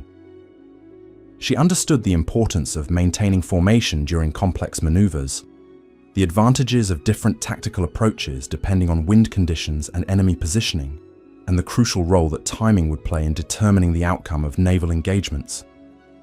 Her commanders were impressed by their queen's grasp of technical details that many rulers left entirely to their subordinates. She could discuss the relative merits of different ramming techniques, evaluate the effectiveness of various types of projectile weapons, and analyze how the size and design of enemy vessels would influence the tactics most likely to succeed against them. But Cleopatra's approach to military planning extended beyond purely tactical considerations to encompass the broader political implications of different strategic choices. She understood that her forces were participating in a battle that would be remembered throughout history, and that Egyptian performance during the engagement would influence Rome's attitude toward her kingdom for generations to come. This awareness shaped her instructions to her commanders about how Egyptian forces should be deployed during the battle. She wanted her ships positioned where they could make decisive contributions to the victory, demonstrating Egypt's military capabilities while avoiding unnecessary risks that might weaken her kingdom's future negotiating position. The political dimension of the upcoming battle was complicated by the complex relationships among the triumvirs themselves. Despite their formal alliance, Mark Antony and Octavian remained rivals whose cooperation was based on mutual necessity rather than genuine trust or shared vision for Rome's future. Cleopatra's intelligence reports suggested that tensions between the two men were increasing as their joint campaign progressed. Disagreements over strategy, disputes about the distribution of conquered territories, and competition for the loyalty of Caesar's veterans were creating strains that could eventually destroy their partnership. These internal conflicts within the triumvirate created both opportunities and dangers for Egyptian policy. If Cleopatra could position herself as a valuable ally for whichever triumvir ultimately emerged as the dominant partner, Egypt might benefit from the eventual resolution of their rivalry. But if she appeared to favor one over the other prematurely, she might find herself on the losing side of a conflict that could prove even more destructive than the current civil war. Her solution to this dilemma was characteristically sophisticated. She would demonstrate Egypt's value to the triumvirate as a whole, while carefully avoiding actions that might be interpreted as showing preference for either Antony or Octavian individually. Her forces would follow orders from the joint command structure, while maintaining enough independence to avoid being drawn into disputes between Roman leaders. The rendezvous with the main triumvirate fleet took place off the coast of Asia Minor, where hundreds of vessels from across the Roman world had assembled for the campaign against Brutus and Cassius. The sight of so many ships gathered in one location provided a powerful demonstration of the resources that Rome could mobilize when its various factions cooperated, rather than fighting among themselves. Cleopatra's arrival with her Egyptian squadron was greeted with appropriate ceremony that acknowledged her status as an allied sovereign rather than a subordinate commander. Roman officials who boarded her flagship were clearly impressed by the quality of Egyptian naval construction and the obvious competence of her crews. But the formal courtesies could not entirely mask the underlying tensions that characterized relationships between Romans and their Eastern allies. Some Roman officers made it clear that they viewed Egyptian participation as useful but not essential, while others seemed to regard Cleopatra's presence as an unwelcome complication that might interfere with purely Roman military decision-making. These attitudes revealed the fundamental ambiguity in Rome's approach to governing its expanding dominions. Roman success had been built on the ability to incorporate diverse peoples and cultures into a unified system, but many Romans remained uncomfortable with the idea that non-Romans might play important roles in determining imperial policy. Cleopatra navigated these cultural and political challenges with the diplomatic skills she had developed during years of managing complex relationships with Roman leaders. She projected appropriate respect for Roman military expertise, while making it clear that Egyptian forces would be commanded according to Egyptian judgment about their most effective deployment. The strategic conferences that preceded the battle provided Cleopatra with opportunities to demonstrate her understanding of naval warfare and contribute to the planning process. Her suggestions about enemy intentions and tactical approaches were taken seriously by Roman commanders who recognized her intelligence and experience. More importantly, these meetings allowed her to observe the decision-making processes that characterized Roman military leadership.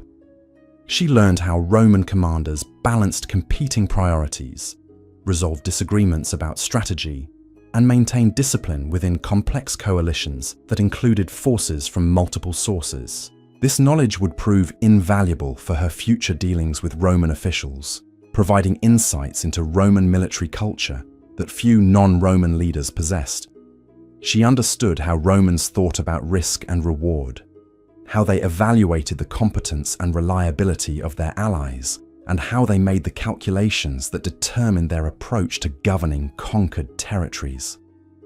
The battle that would determine the fate of the Roman Republic began at dawn on a calm October morning in 42 BCE.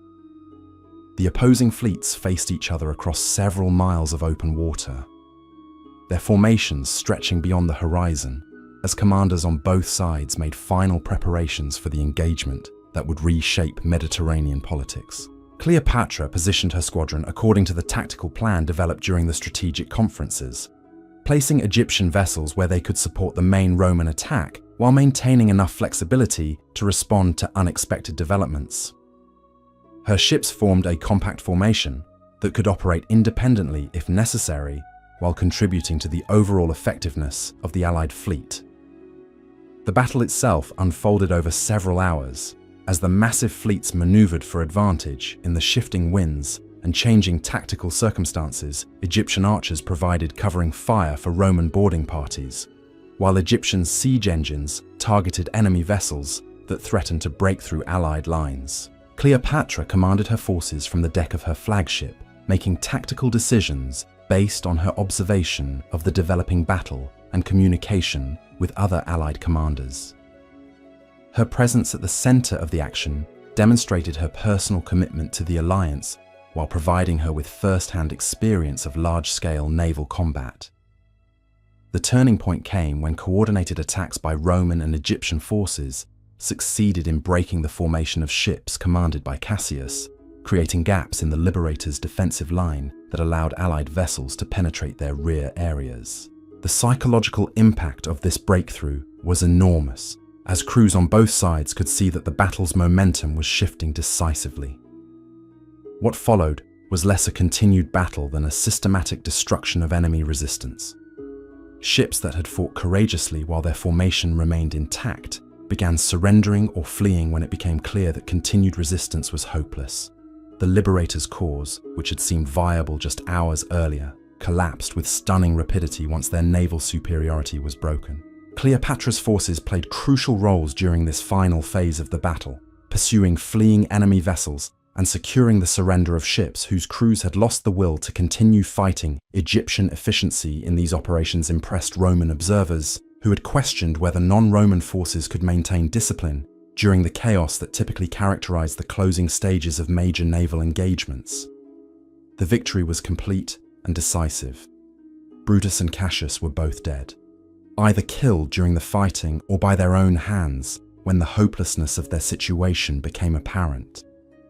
Their surviving supporters were scattered across the eastern Mediterranean, lacking the resources or organization necessary to continue meaningful resistance. For the triumvirs, the battle represented the elimination of their most serious rivals and the establishment of their authority over the entire Roman world.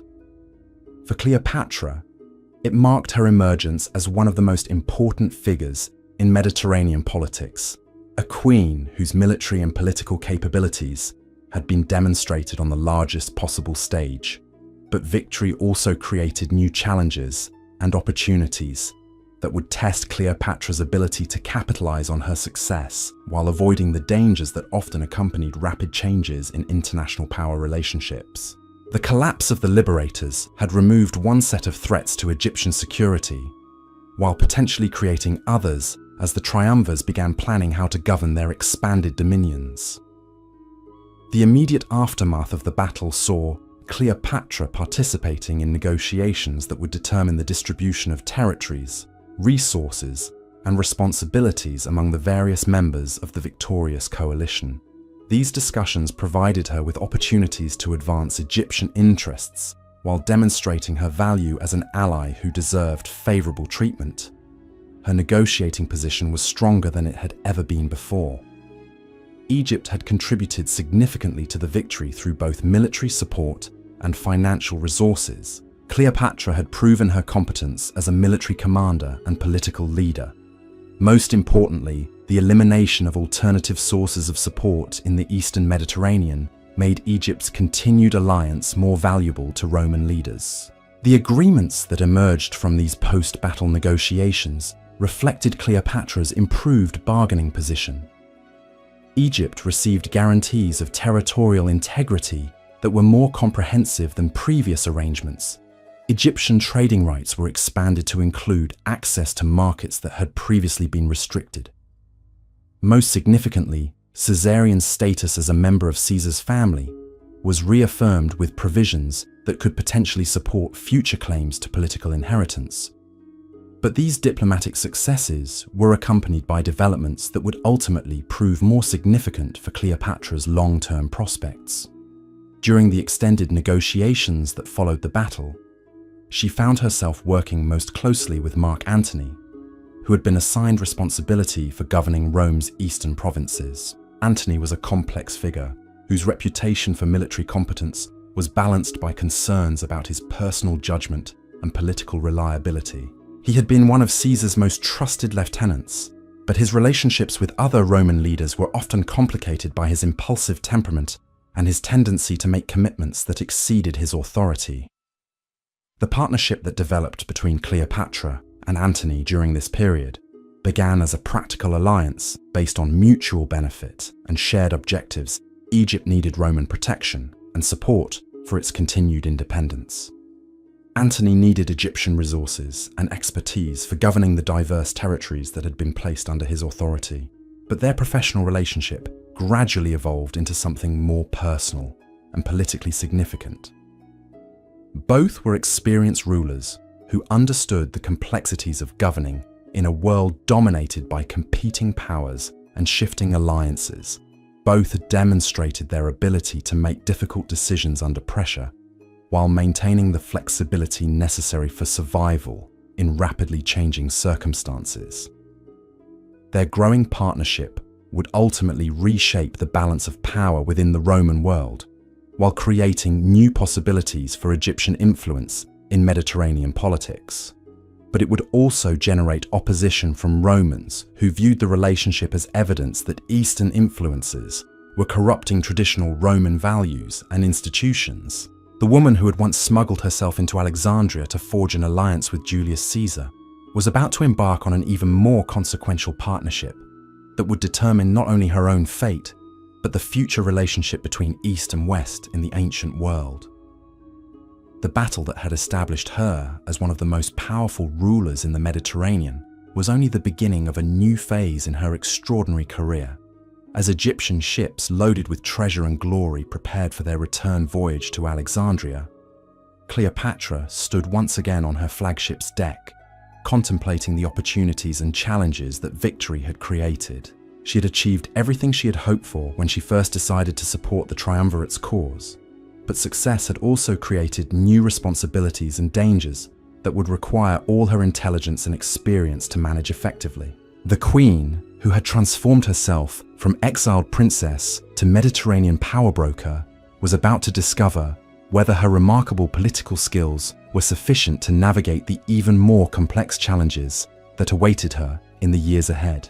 The alliance with Antony that was beginning to form would either secure Egypt's independence and prosperity for generations to come, or lead to the final destruction of the dynasty she had fought so hard to preserve. The gentle waves that carried her fleet toward home whispered of the momentous changes that were already beginning to reshape the ancient world.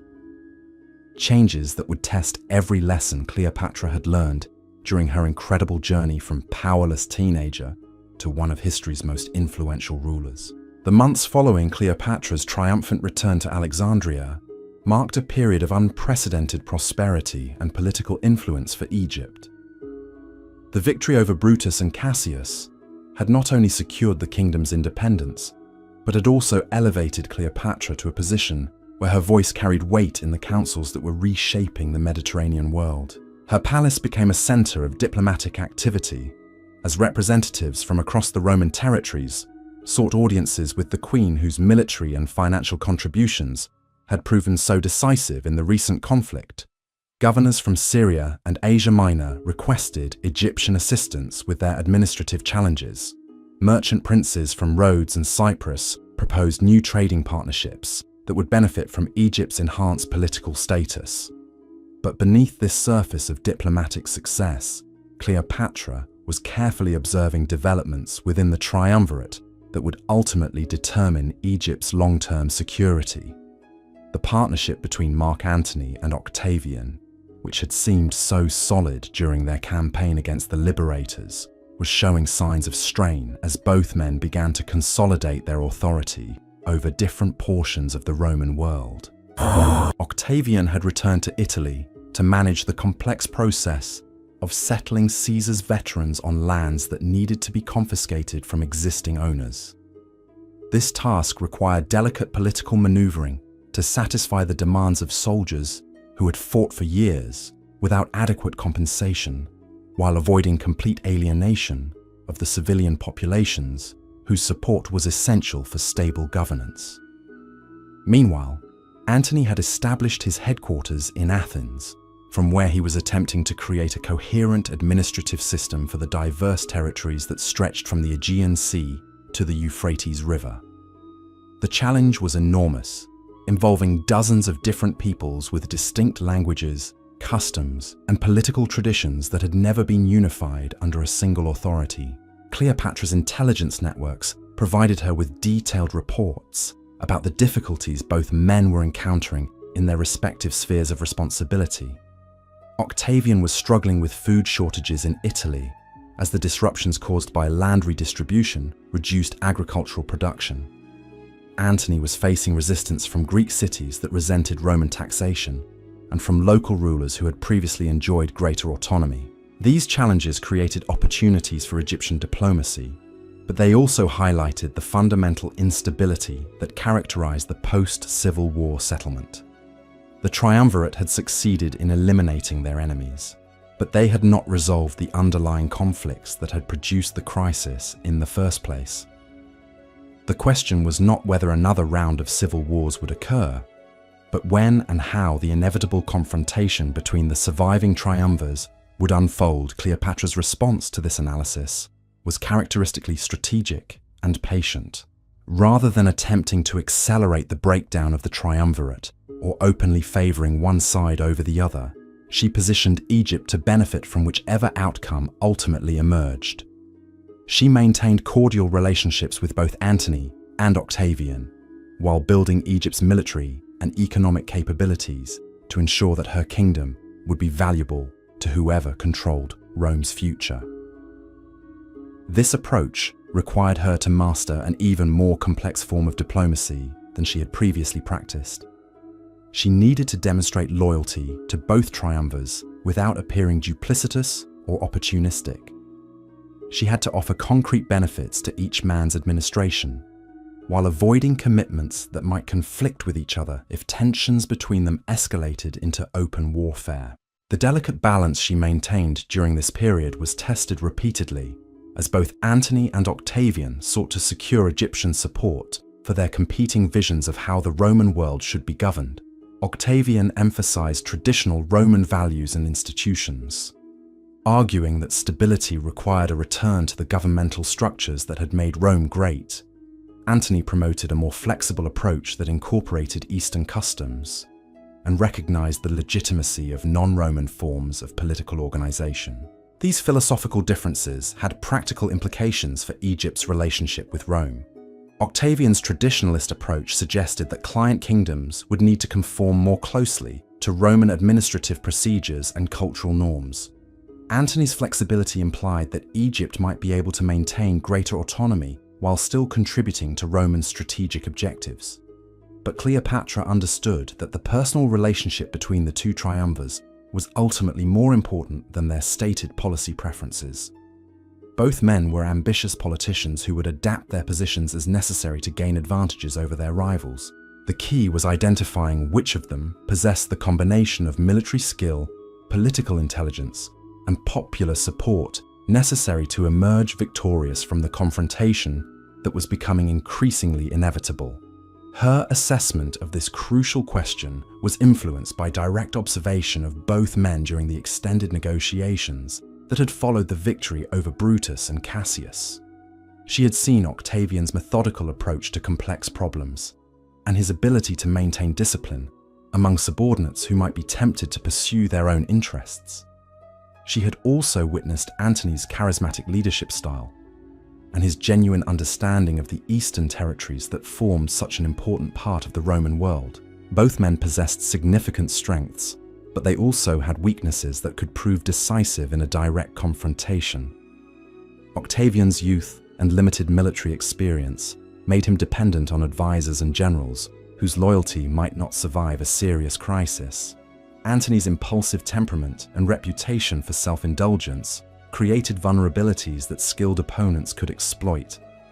The decision about which triumvir to support became more urgent in the winter of 41 BCE, when Antony requested a personal meeting with Cleopatra to discuss their future cooperation. The invitation was diplomatically phrased, but its implications were clear. Antony was seeking to formalize an alliance that would provide him with Egyptian resources for the challenges he expected to face in governing the eastern provinces, and potentially in future conflicts with his Roman rivals.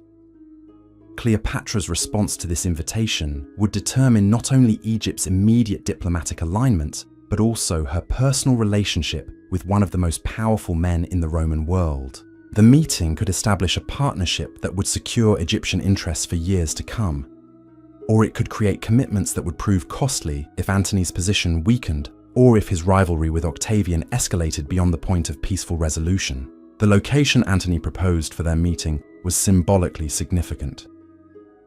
He suggested they convene in Tarsus, a wealthy commercial city in what is now southern Turkey, where Alexander the Great had once met with local rulers during his campaigns of conquest. The historical parallel was unmistakable.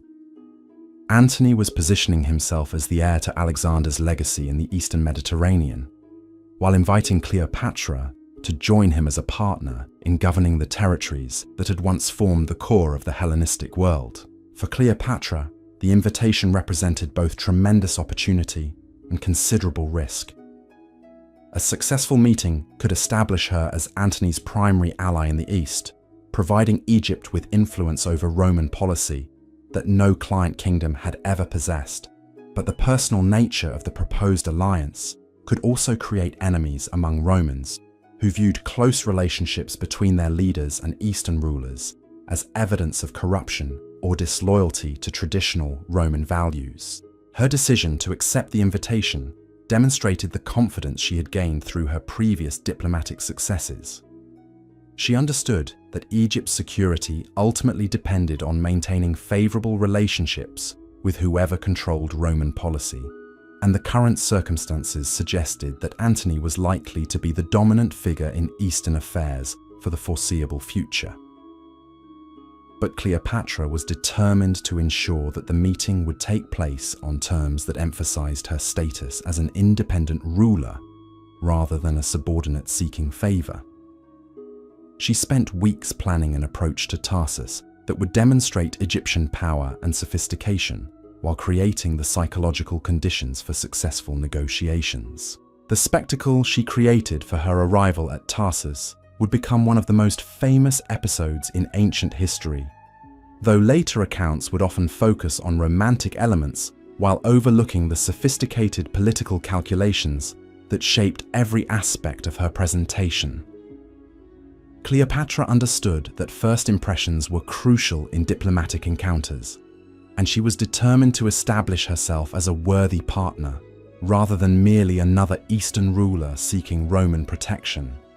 Her preparation began with the selection of a vessel that would serve as both transportation and stage for her dramatic entrance. Egyptian shipwrights constructed what was essentially a floating palace, decorated with gold and purple fabrics that proclaimed royal status while incorporating design elements that would appeal to Roman aesthetic sensibilities. The crew selected for this voyage represented the elite of Egyptian maritime expertise, chosen not only for their technical skills, but also for their ability to perform the complex ceremonial functions that would be required during the formal presentations in Tarsus. Every aspect of their appearance and behavior was carefully choreographed to reinforce the image of Egyptian competence and prosperity. Cleopatra's personal preparations for the meeting were equally meticulous. She selected clothing and jewelry that would demonstrate Egyptian wealth while conforming to standards of dignity, appropriate for a diplomatic encounter between heads of state. Her appearance needed to convey confidence and authority without appearing to compete inappropriately with Roman symbols of power. More importantly, she spent considerable time preparing for the substantive discussions that would determine the practical outcomes of their meeting. She developed detailed proposals for military cooperation, economic partnerships, and administrative coordination that would benefit both Egyptian and Roman interests, while preserving the autonomy that was essential for her kingdom's long-term survival. These preparations reflected Cleopatra's understanding that successful diplomacy required far more than personal charm or cultural display. She needed to offer concrete benefits that would make partnership with Egypt attractive to Antony, while establishing frameworks for cooperation that could survive changes in political circumstances or personal relationships. The voyage to Tarsus provided final opportunities for reviewing her strategy and anticipating the challenges she would face during the negotiations. The intelligence reports she had received about Antony's current situation suggested that he was under considerable pressure to demonstrate his ability to govern the eastern provinces effectively, while also preparing for potential future conflicts with Octavian. These pressures created both opportunities and constraints for Egyptian diplomacy. Antony's need for reliable allies made him likely to offer favorable terms to kingdoms that could provide meaningful support. But his awareness that other Romans were monitoring his relationships with Eastern rulers meant that any agreements would need to be structured in ways that could withstand criticism from his domestic political opponents. Cleopatra's approach to managing these competing considerations demonstrated the political maturity she had developed during her years of navigating complex international relationships. She would offer substantial benefits to Antony's administration while maintaining enough independence to avoid appearing as merely a Roman puppet. She would demonstrate personal respect for Antony while preserving the dignity appropriate to her status as Pharaoh of Egypt. The arrival at Tarsus unfolded exactly as Cleopatra had planned, creating a spectacle that impressed Roman observers while establishing the psychological framework for successful negotiations. Contemporary accounts describe crowds of local residents gathering along the waterfront to witness the approach of the Egyptian fleet, their excitement building as the magnificent royal barge became visible in the distance. The visual impact was overwhelming. Golden decorations caught the sunlight as hundreds of oars moved in perfect synchronization, while the sounds of Egyptian music and the fragrances of exotic incense created a sensory experience unlike anything most Romans had ever encountered. The overall effect was to present Egyptian civilization as both wealthy and sophisticated, capable of contributing meaningfully to any alliance while maintaining its distinctive cultural identity. Antony's response to Cleopatra's arrival revealed both his political intelligence and his genuine appreciation for the diplomatic skills she was demonstrating. He recognized immediately that she was establishing herself as an equal partner rather than a subordinate seeking favors, and he adapted his own approach accordingly. The formal presentations that followed their initial meeting provided both rulers with opportunities to assess each other's capabilities and intentions. Cleopatra demonstrated her knowledge of Roman politics, and her understanding of the challenges Antony faced in governing the eastern provinces, Antony showed his familiarity with Egyptian affairs and his respect for the kingdom's historical achievements and current capabilities. But the real substance of their relationship emerged during the private discussions that took place over several days as they worked through the details of potential cooperation. These conversations revealed the remarkable compatibility between two experienced rulers who understood the complexities of governing in a world where political survival required constant adaptation to changing circumstances. Both Cleopatra and Antony had risen to power through combinations of intelligence, courage, and political skill, rather than simply inheriting positions through family connections. Both understood how to balance competing demands from different constituencies while maintaining the flexibility necessary for effective leadership in uncertain times. Most importantly, both recognized that their individual success depended on their ability to forge relationships that served mutual interests while preserving their respective independence. The alliance that emerged from their meetings at Tarsus would reshape the balance of power in the Mediterranean world, while creating new possibilities for cooperation between Roman and Egyptian civilizations. But it would also generate opposition from forces within Rome that viewed such partnerships as threats to traditional Roman supremacy and cultural purity. The personal relationship that developed alongside their political alliance added another dimension of complexity to an already intricate diplomatic situation. The attraction between them was genuine and mutual, but it was also inextricably connected to the strategic calculations that had brought them together in the first place. For Cleopatra, the relationship with Antony represented the culmination of a lifetime spent preparing for exactly this kind of opportunity to secure Egyptian independence through partnership with Rome's most powerful leaders. For Antony, the alliance with Egypt provided resources and expertise that could enable him to succeed where other Roman commanders had struggled to create stable governance in the diverse territories of the eastern Mediterranean. As their ships prepared to depart Tarsus with agreements that would bind their fates together for years to come, both rulers understood that they were embarking on a path that would either establish them as the dominant power in their respective spheres, or lead to their mutual destruction at the hands of enemies who would never accept the legitimacy of their partnership. The meeting that had begun as a diplomatic negotiation between allied rulers had evolved into something far more significant: the founding of a new form of Mediterranean governance that combined Roman military power with Egyptian wealth and Eastern administrative expertise. Whether this experiment would succeed or fail would depend on their ability to overcome the cultural prejudices, political opposition, and military challenges that were already beginning to coalesce against their revolutionary alliance. The woman who had transformed herself from exiled princess to Mediterranean queen was about to discover whether her most audacious political gamble would secure the independence she had fought so hard to achieve or lead to the final confrontation that would determine the fate of the ancient world. The months following the historic meeting at Tarsus witnessed a transformation in Mediterranean politics that reverberated from the marble halls of Rome to the bustling marketplaces of Alexandria. Cleopatra returned to Egypt not merely as a pharaoh who had secured favorable terms with a Roman commander, but as a partner in an alliance that challenged fundamental assumptions about how the ancient world should be governed.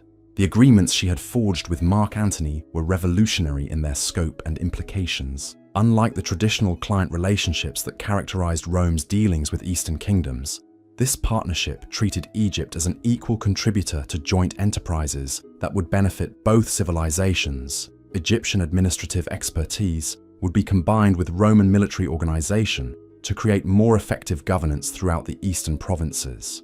But implementing these ambitious plans required Cleopatra to overcome significant resistance within her own kingdom, from advisors who questioned whether such close cooperation with Rome would ultimately compromise Egyptian independence. Conservative nobles argued that previous pharaohs had maintained Egypt's distinctive identity through careful distance from foreign powers, while younger officials worried that their careers might suffer if Roman administrators gained too much influence over domestic affairs. Cleopatra addressed these concerns through a series of carefully planned presentations that demonstrated how the new alliance would strengthen rather than weaken Egyptian sovereignty. She explained that partnership with Antony would provide Egypt with protection against potential threats from Parthia and other Eastern powers, while creating new opportunities for Egyptian merchants and scholars to expand their influence throughout the Mediterranean world. More persuasively, she pointed to the concrete benefits that were already flowing from the alliance. Roman engineering expertise was being applied to improve Alexandria's harbour facilities, while Egyptian agricultural techniques were being introduced in Roman territories where they could increase crop yields. The exchange of knowledge and resources was creating prosperity for both partners, while maintaining the distinct cultural identities that made each civilization valuable. The success of these early collaborative projects helped convince skeptical Egyptians that the alliance served their kingdom's interests rather than merely advancing Cleopatra's personal ambitions. Provincial governors reported increased trade revenues as new markets opened for Egyptian goods. Temple priests found Roman scholars eager to learn about Egyptian religious and philosophical traditions. Military commanders appreciated access to Roman tactical innovations that could improve Egypt's defensive capabilities. But Cleopatra understood that the ultimate test of her alliance with Antony would come when they faced opposition from forces within Rome that viewed their partnership as a threat to traditional Roman supremacy.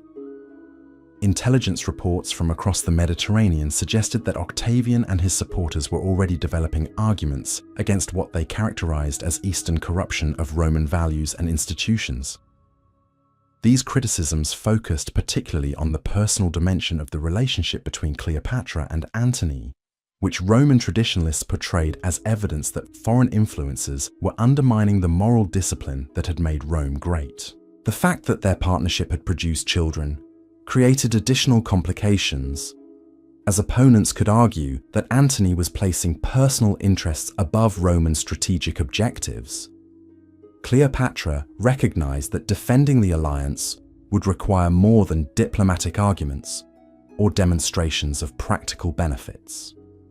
She needed to build broader support within Roman society for the idea that cooperation with Eastern civilizations could strengthen rather than weaken Roman power. This meant engaging with Roman intellectuals, merchants, and military officers who might appreciate the advantages of partnership even if they were initially suspicious of foreign influence. Her approach to this challenge revealed the sophisticated understanding of Roman culture she had developed through years of careful observation and analysis. She began hosting gatherings in Alexandria that brought together Roman visitors with Egyptian scholars, creating opportunities for intellectual exchange that demonstrated the compatibility between different traditions of learning and governance. These cultural initiatives were designed to counter the narrative that Eastern and Roman civilizations were fundamentally incompatible.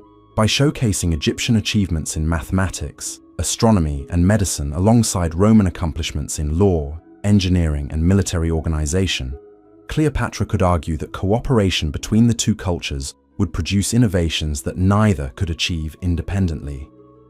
The Library of Alexandria became a symbol of this collaborative approach, as Roman scholars worked alongside Egyptian researchers on projects that advanced human knowledge, while strengthening bonds between their respective civilizations. Joint expeditions explored the sources of the Nile and the trade routes that connected the Mediterranean with the Indian Ocean, producing geographical knowledge that benefited both Roman strategic planning and Egyptian commercial enterprises. Meanwhile, Antony was implementing his own strategies for building support within Rome for continued cooperation with Eastern allies. He emphasized the military advantages that Egyptian resources provided for defending Roman interests against Parthian expansion and other threats that could not be addressed effectively without Eastern support. His reports to the Roman Senate highlighted successful joint operations that had strengthened Roman control over disputed territories while reducing the costs of maintaining large garrison forces in distant provinces. Egyptian naval capabilities had proven essential for protecting Mediterranean shipping routes, while Egyptian financial resources had enabled infrastructure projects that benefited Roman citizens and allies throughout the Eastern territories. But Antony's position was complicated by the growing tensions with Octavian that were making cooperation between the triumvirs increasingly difficult to maintain.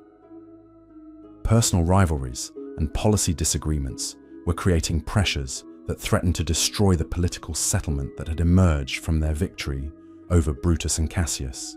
The situation was further complicated by developments in Italy, where Octavian was consolidating his authority through methods that some observers characterized as increasingly autocratic. His control over Caesar's veterans and his manipulation of traditional Roman institutions were creating a form of personal rule that differed significantly from the collaborative approach that Antony was pursuing in the eastern provinces. These differences in governing style reflected deeper philosophical disagreements about how the Roman world should be organized and administered. Octavian represented continuity with traditional Roman approaches that emphasized centralized control and cultural uniformity. Antony advocated for more flexible arrangements that could accommodate the diversity of peoples and customs that characterized the expanded Roman territories. For Cleopatra, these tensions within the triumvirate created both opportunities and dangers. If Antony succeeded in maintaining his authority over the eastern provinces while building broader support for his approach to governance, Egypt could benefit from continued partnership with a leader who appreciated the value of Eastern contributions to Roman success. But if Octavian managed to eliminate Antony as a rival and impose his vision of Roman supremacy throughout the Mediterranean, Egypt might face demands for greater subordination that could threaten the independence Cleopatra had worked so hard to preserve. The challenge was determining how to prepare for either outcome while avoiding actions that might accelerate the confrontation between the two Roman leaders. Cleopatra needed to maintain her alliance with Antony while preserving enough flexibility to adapt to changed circumstances if his position weakened or if opportunities emerged for accommodation with Octavian. Her strategy during this delicate period involved strengthening Egypt's internal capabilities while building relationships that could survive changes in Roman leadership. She continued investing in military improvements that would make Egypt a more valuable ally, regardless of which Roman faction ultimately controlled imperial policy. Simultaneously, she worked to expand Egyptian influence throughout the Eastern Mediterranean through diplomatic and commercial initiatives that did not depend entirely on Roman support. New trading partnerships with kingdoms beyond Rome's direct control created alternative sources of revenue and political influence that could provide options if circumstances required greater independence from Roman protection. The birth of additional children during this period added both personal joy and political complexity to Cleopatra's situation. The growing family she shared with Antony created stronger bonds between them, while also providing opponents with additional ammunition for arguments about divided loyalties and foreign corruption of Roman leadership. But these children also represented the future of the alliance between Egyptian and Roman civilizations. If properly educated and positioned, they could serve as bridges between different cultures, while potentially inheriting positions that would continue their parents' work of creating more cooperative relationships between East and West. Cleopatra's approach to raising these children reflected her understanding of the complex world they would inherit. They received educations that combined Egyptian traditions with Roman customs, learning to speak multiple languages while studying both Eastern and Western approaches to governance, military strategy, and cultural achievement. The palace schools where they studied alongside children from prominent Egyptian families became laboratories for developing new forms of Mediterranean civilization that could incorporate the best elements from different traditions. These educational experiments provided models for the kind of cultural synthesis that Cleopatra believed would characterize the future of the ancient world. As the children grew, they became living symbols of the possibility for cooperation between civilizations that had previously been viewed as fundamentally incompatible. Their existence challenged traditional assumptions about cultural purity, while demonstrating that hybrid identities could be sources of strength rather than weakness. But the domestic harmony that characterized Cleopatra's family life was increasingly threatened by the political storms that were gathering throughout the Roman world. Reports from Italy suggested that Octavian was preparing for a final confrontation with Antony that would determine the future structure of Roman government and the role that Eastern allies would play in imperial administration. The propaganda war that preceded this military confrontation revealed the depth of cultural and political divisions that had developed within Roman society. Octavian's supporters portrayed the conflict as a struggle between traditional Roman values and foreign corruption, while Antony's allies argued that Rome's future depended on embracing the diversity and resources that Eastern partnerships could provide. Cleopatra found herself at the center of these debates. Portrayed by Octavian's faction as the foreign temptress who had corrupted Roman leadership, while being celebrated by Antony's supporters as the wise queen whose alliance had strengthened Roman power in the Eastern Mediterranean. The accuracy of these competing narratives mattered less than their political effectiveness in shaping public opinion throughout the Roman world. The escalating rhetoric created an environment where compromise between the rival factions became increasingly unlikely. Both sides were committed to visions of Roman greatness that seemed incompatible with continued cooperation, making military confrontation the probable resolution to tensions that had been building for years. For Cleopatra, the approaching crisis represented the ultimate test of the political skills she had developed during her remarkable rise to power. She would need to navigate the final phase of the Roman civil wars while protecting Egyptian interests and preserving the independence she had fought so hard to achieve. The decisions she made during the coming months would determine not only her personal fate and that of her children, but also the survival of the Egyptian civilization that had flourished along the Nile for over 3 millennia. The woman who had once smuggled herself into Alexandria to forge an alliance with Julius Caesar was about to face the greatest challenge of her extraordinary career. The stakes could not have been higher, and the outcome would reshape the ancient world in ways that would influence human civilization for centuries to come. Everything Cleopatra had learned about power, diplomacy, and survival would be tested in a final confrontation that would either establish her as one of history's most successful rulers or mark the end of an era that had begun with Alexander's conquest of Egypt 3 centuries earlier. As storm clouds gathered over the Mediterranean world, the last pharaoh of Egypt prepared for the battle that would determine whether her remarkable legacy would inspire future generations or serve as a cautionary tale about the limits of individual ambition in a world dominated by forces beyond any single person's control. The summer of 33 BCE brought ominous signs that the uneasy peace between Octavian and Antony was finally approaching its inevitable end. Diplomatic communications between the two triumvirs had virtually ceased, replaced by public declarations that made their mutual hostility increasingly obvious to observers throughout the Roman world. From her palace in Alexandria, Cleopatra monitored these developments with the careful attention of someone whose survival depended on accurately predicting the outcome of the approaching conflict. Her intelligence networks provided detailed reports about military preparations in both Italy and the eastern provinces, revealing the enormous scale of the forces that both sides were assembling for what promised to be the decisive battle of the Roman civil wars. Octavian's advantages were substantial and clearly visible to anyone familiar with Roman politics. He controlled Italy and its resources, including the loyalty of Caesar's veterans who had been settled on Italian lands. His propaganda portrayed him as the defender of traditional Roman values against foreign corruption, a message that resonated with citizens who were tired of civil wars and eager for stability. But Antony's position also possessed significant strengths that made the outcome of any confrontation far from predetermined. He commanded the wealthiest provinces of the Roman world, including Egypt, Syria, and Asia Minor, providing him with financial resources that exceeded anything available to his rival. His military experience was extensive, and his reputation among professional soldiers remained formidable despite the criticisms directed at his personal life.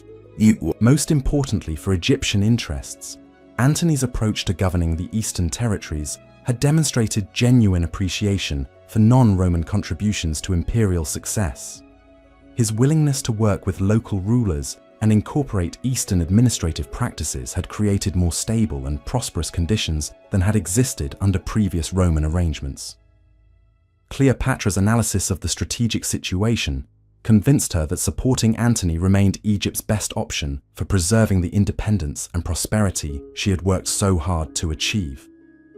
The alternative of accommodation with Octavian seemed likely to result in greater subordination to Roman control and the loss of the special relationship that had made Egypt such an influential player in Mediterranean politics. But she also understood that her kingdom's survival could not depend entirely on Antony's success in the coming conflict.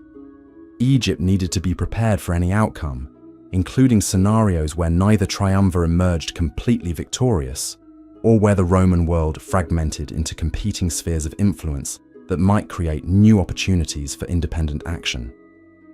Her preparations during this crucial period revealed the comprehensive understanding of statecraft she had developed during her years as pharaoh. Military forces were strengthened and positioned to defend Egyptian territory, while also being available to support Antony's operations if circumstances required joint action.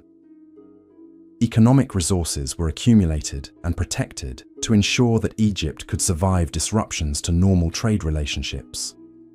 Diplomatic initiatives were launched to maintain relationships with neutral parties who might play important roles in post-conflict settlements, regardless of which Roman faction ultimately prevailed.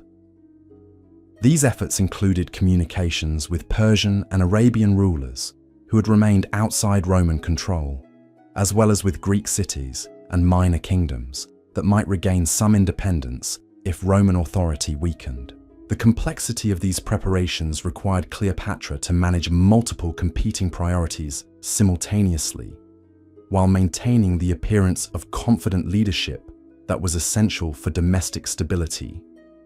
She needed to prepare for war without provoking premature conflict, accumulate resources without damaging Egypt's economy, and build alternative relationships without appearing disloyal to existing alliances. The psychological pressure of this period was enormous, but Cleopatra drew strength from her previous experiences of surviving political crises through careful planning and decisive action. She had overcome seemingly impossible challenges before by maintaining clarity about her objectives while adapting her methods to changing circumstances. The final break between Octavian and Antony came in the autumn of 33 BCE, when their remaining legal arrangements expired and neither side made serious efforts to renew them. The triumvirate that had governed the Roman world for over a decade was officially dissolved, leaving both men free to pursue their rivalry through military means. Octavian's declaration of war was carefully crafted to maximize political advantage while minimizing legal complications. Rather than declaring war against Antony directly, which might have raised questions about Roman citizens fighting each other, he declared war against Cleopatra as a foreign enemy who threatened Roman security and independence. So, this strategic decision revealed Octavian's sophisticated understanding of Roman political psychology. By portraying the conflict as a war against foreign enemies rather than a civil war between Roman factions, he could appeal to patriotic sentiments while avoiding the negative associations that Romans had developed toward internal conflicts that had caused so much suffering and instability. For Cleopatra, Octavian's declaration represented both a challenge and an opportunity. Being named as Rome's primary enemy was dangerous, but it also acknowledged her importance and influence in ways that elevated her status throughout the Mediterranean world. She was no longer merely a client ruler seeking Roman protection, but a sovereign leader whose power was substantial enough to threaten the world's dominant empire. Her response to the declaration revealed the confidence and political maturity she had gained through decades of navigating complex international relationships. Rather than defensive protestations of innocence or appeals for negotiated settlement, she embraced her role as leader of the Eastern coalition that would resist Octavian's attempt to impose his vision of Roman supremacy throughout the Mediterranean. The manifesto she issued from Alexandria presented the coming conflict as a struggle between two different approaches to organizing the ancient world. Octavian represented narrow Roman nationalism that would suppress the diversity and creativity of Eastern civilizations. The alliance between Egypt and Antony offered a more inclusive vision that could incorporate the best elements from different cultures while preserving the distinctive traditions that made each region valuable. This framing of the conflict had significant strategic advantages beyond its propaganda value. By presenting herself as the champion of Eastern independence, rather than merely Antony's ally, Cleopatra could potentially attract support from rulers and peoples who might otherwise remain neutral in what appeared to be a Roman civil war.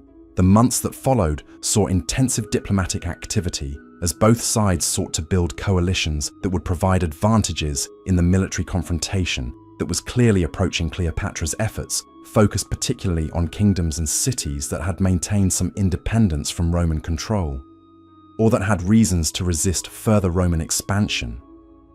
Her success in these diplomatic initiatives exceeded even her own expectations. Rulers from Armenia to Arabia expressed willingness to contribute resources or military support to resist Octavian's expansion of Roman control over their territories. Greek cities that had chafed under Roman taxation saw opportunities to regain some of their traditional autonomy. But the most significant diplomatic achievement was securing the active support of several Roman senators and military commanders who had concluded that Octavian's increasingly autocratic behavior threatened the republican institutions they had sworn to defend. These defections provided the Eastern coalition with legitimacy within Roman political culture, while also contributing military expertise and knowledge of Octavian's strategic planning. The coalition that emerged from these diplomatic efforts was more diverse and extensive than anything the Mediterranean world had seen since the campaigns of Alexander the Great. It included traditional monarchies and democratic city-states, wealthy trading centers and agricultural regions, veteran Roman legions and exotic Eastern cavalry units. Managing this diverse alliance required all of Cleopatra's diplomatic skills and cultural understanding.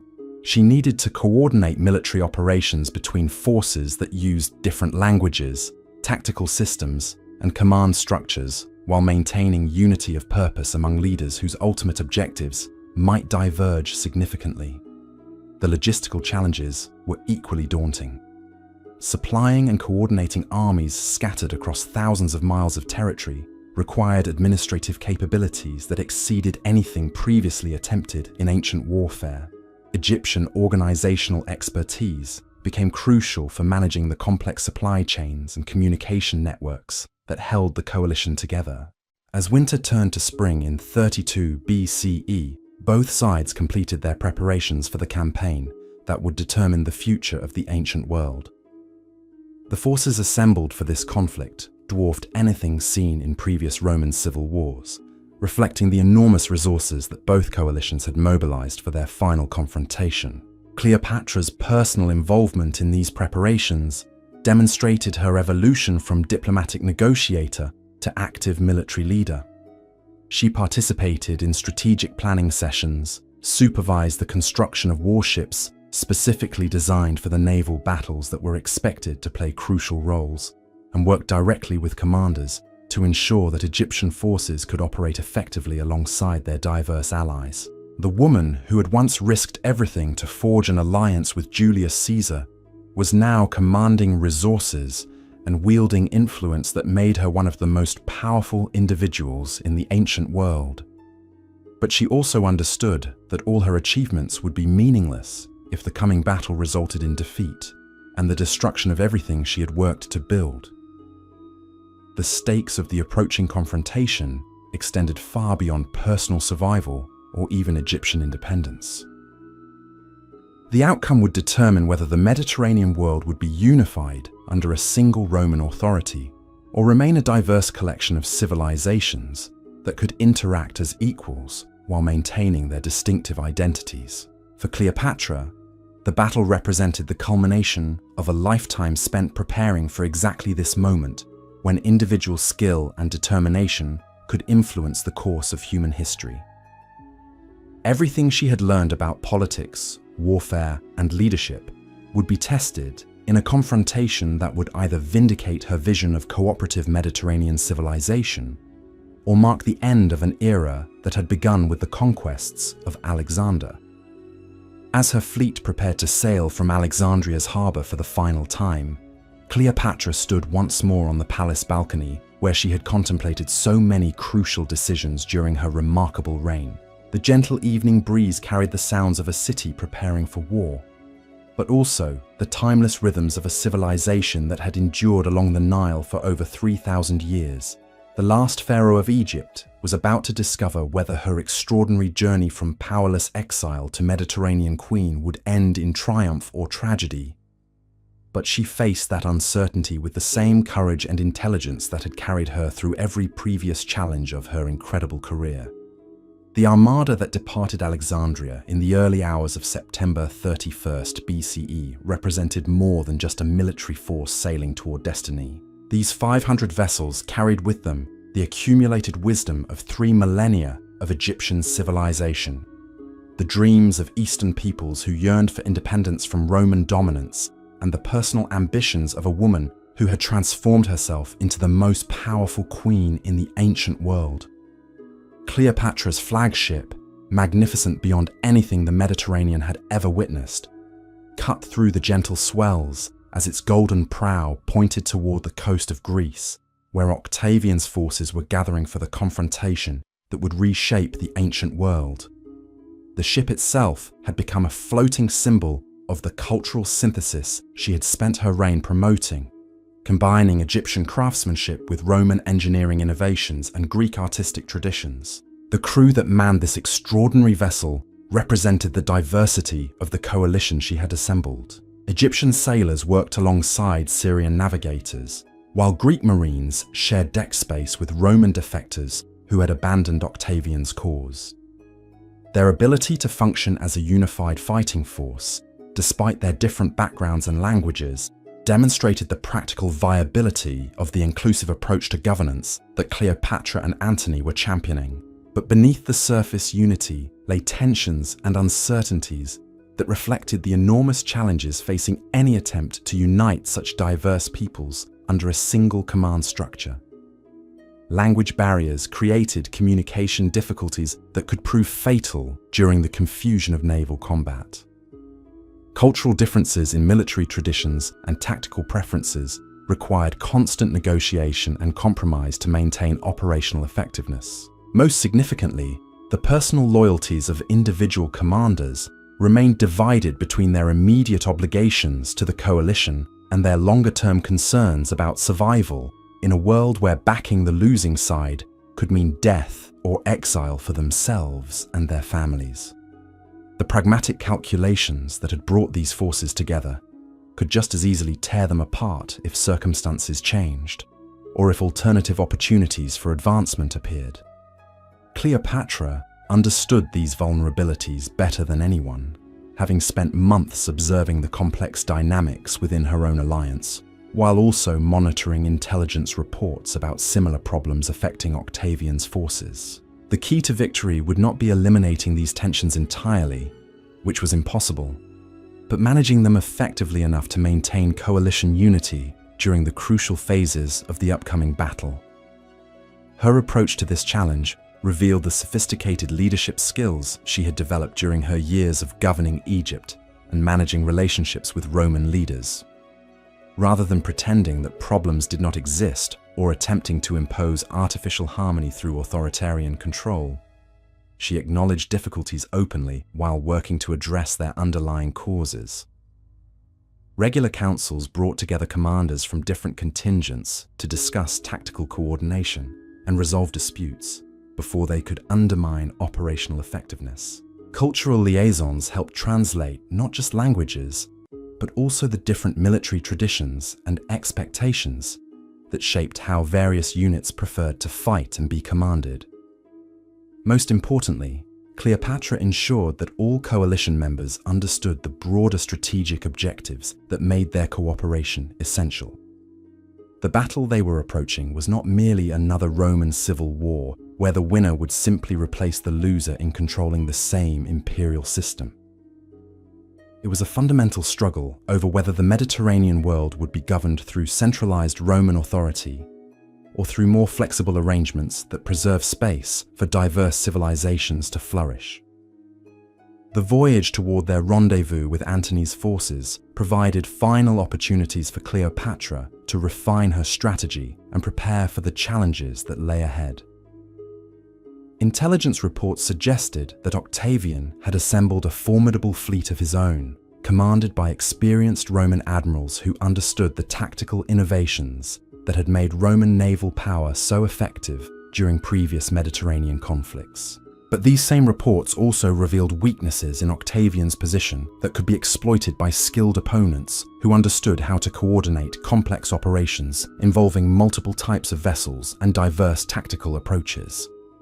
His fleet was primarily composed of traditional Roman warships, designed for the ramming and boarding tactics that had proven successful in earlier conflicts against Mediterranean pirates and rival Roman factions. The coalition forces under Cleopatra and Antony's command included vessel types and fighting techniques that Roman commanders had limited experience confronting Egyptian ships, incorporated design innovations that emphasized speed and maneuverability over the raw strength that characterized Roman construction. Eastern archers and siege engineers brought weapons and tactics that could neutralize some of the advantages that Roman forces typically enjoyed in close combat. More subtly, the diverse composition of the coalition fleet created opportunities for tactical deceptions and strategic surprises that would be difficult to achieve with more homogeneous forces. Units that appeared to be retreating or withdrawing could actually be repositioning themselves for flanking attacks that enemy commanders might not anticipate from forces they assumed were operating according to familiar Roman or Greek tactical doctrines. Cleopatra's personal role in coordinating these complex tactical possibilities demonstrated how thoroughly she had mastered the military dimensions of leadership that had once seemed beyond the reach of any woman in the ancient world. She could discuss the technical specifications of different vessel types, evaluate the effectiveness of various weapons systems under different weather conditions, and analyze how the timing of specific maneuvers could influence the outcome of large-scale naval engagements. Her commanders, initially skeptical about taking tactical direction from someone they viewed primarily as a diplomatic leader, gradually developed genuine respect for her strategic insights and operational planning capabilities. She understood not just the theoretical principles of naval warfare, but also the practical realities of maintaining discipline and coordination among diverse forces during the confusion and violence of actual combat. And so ends the remarkable journey of Cleopatra VII, the last pharaoh of Egypt, whose intelligence, courage, and political genius transformed her from an exiled teenager into one of history's most powerful rulers. Through palace intrigue, civil wars, and the collapse of the Roman Republic itself, she wielded diplomacy as skillfully as any general commanded armies, speaking 9 languages and commanding the loyalty of both her people and the most influential leaders of her time. Her story reminds us that true power lies not in birth or beauty, but in the relentless pursuit of knowledge, the courage to take extraordinary risks, and the wisdom to adapt when the world itself is changing around you. Sweet dreams.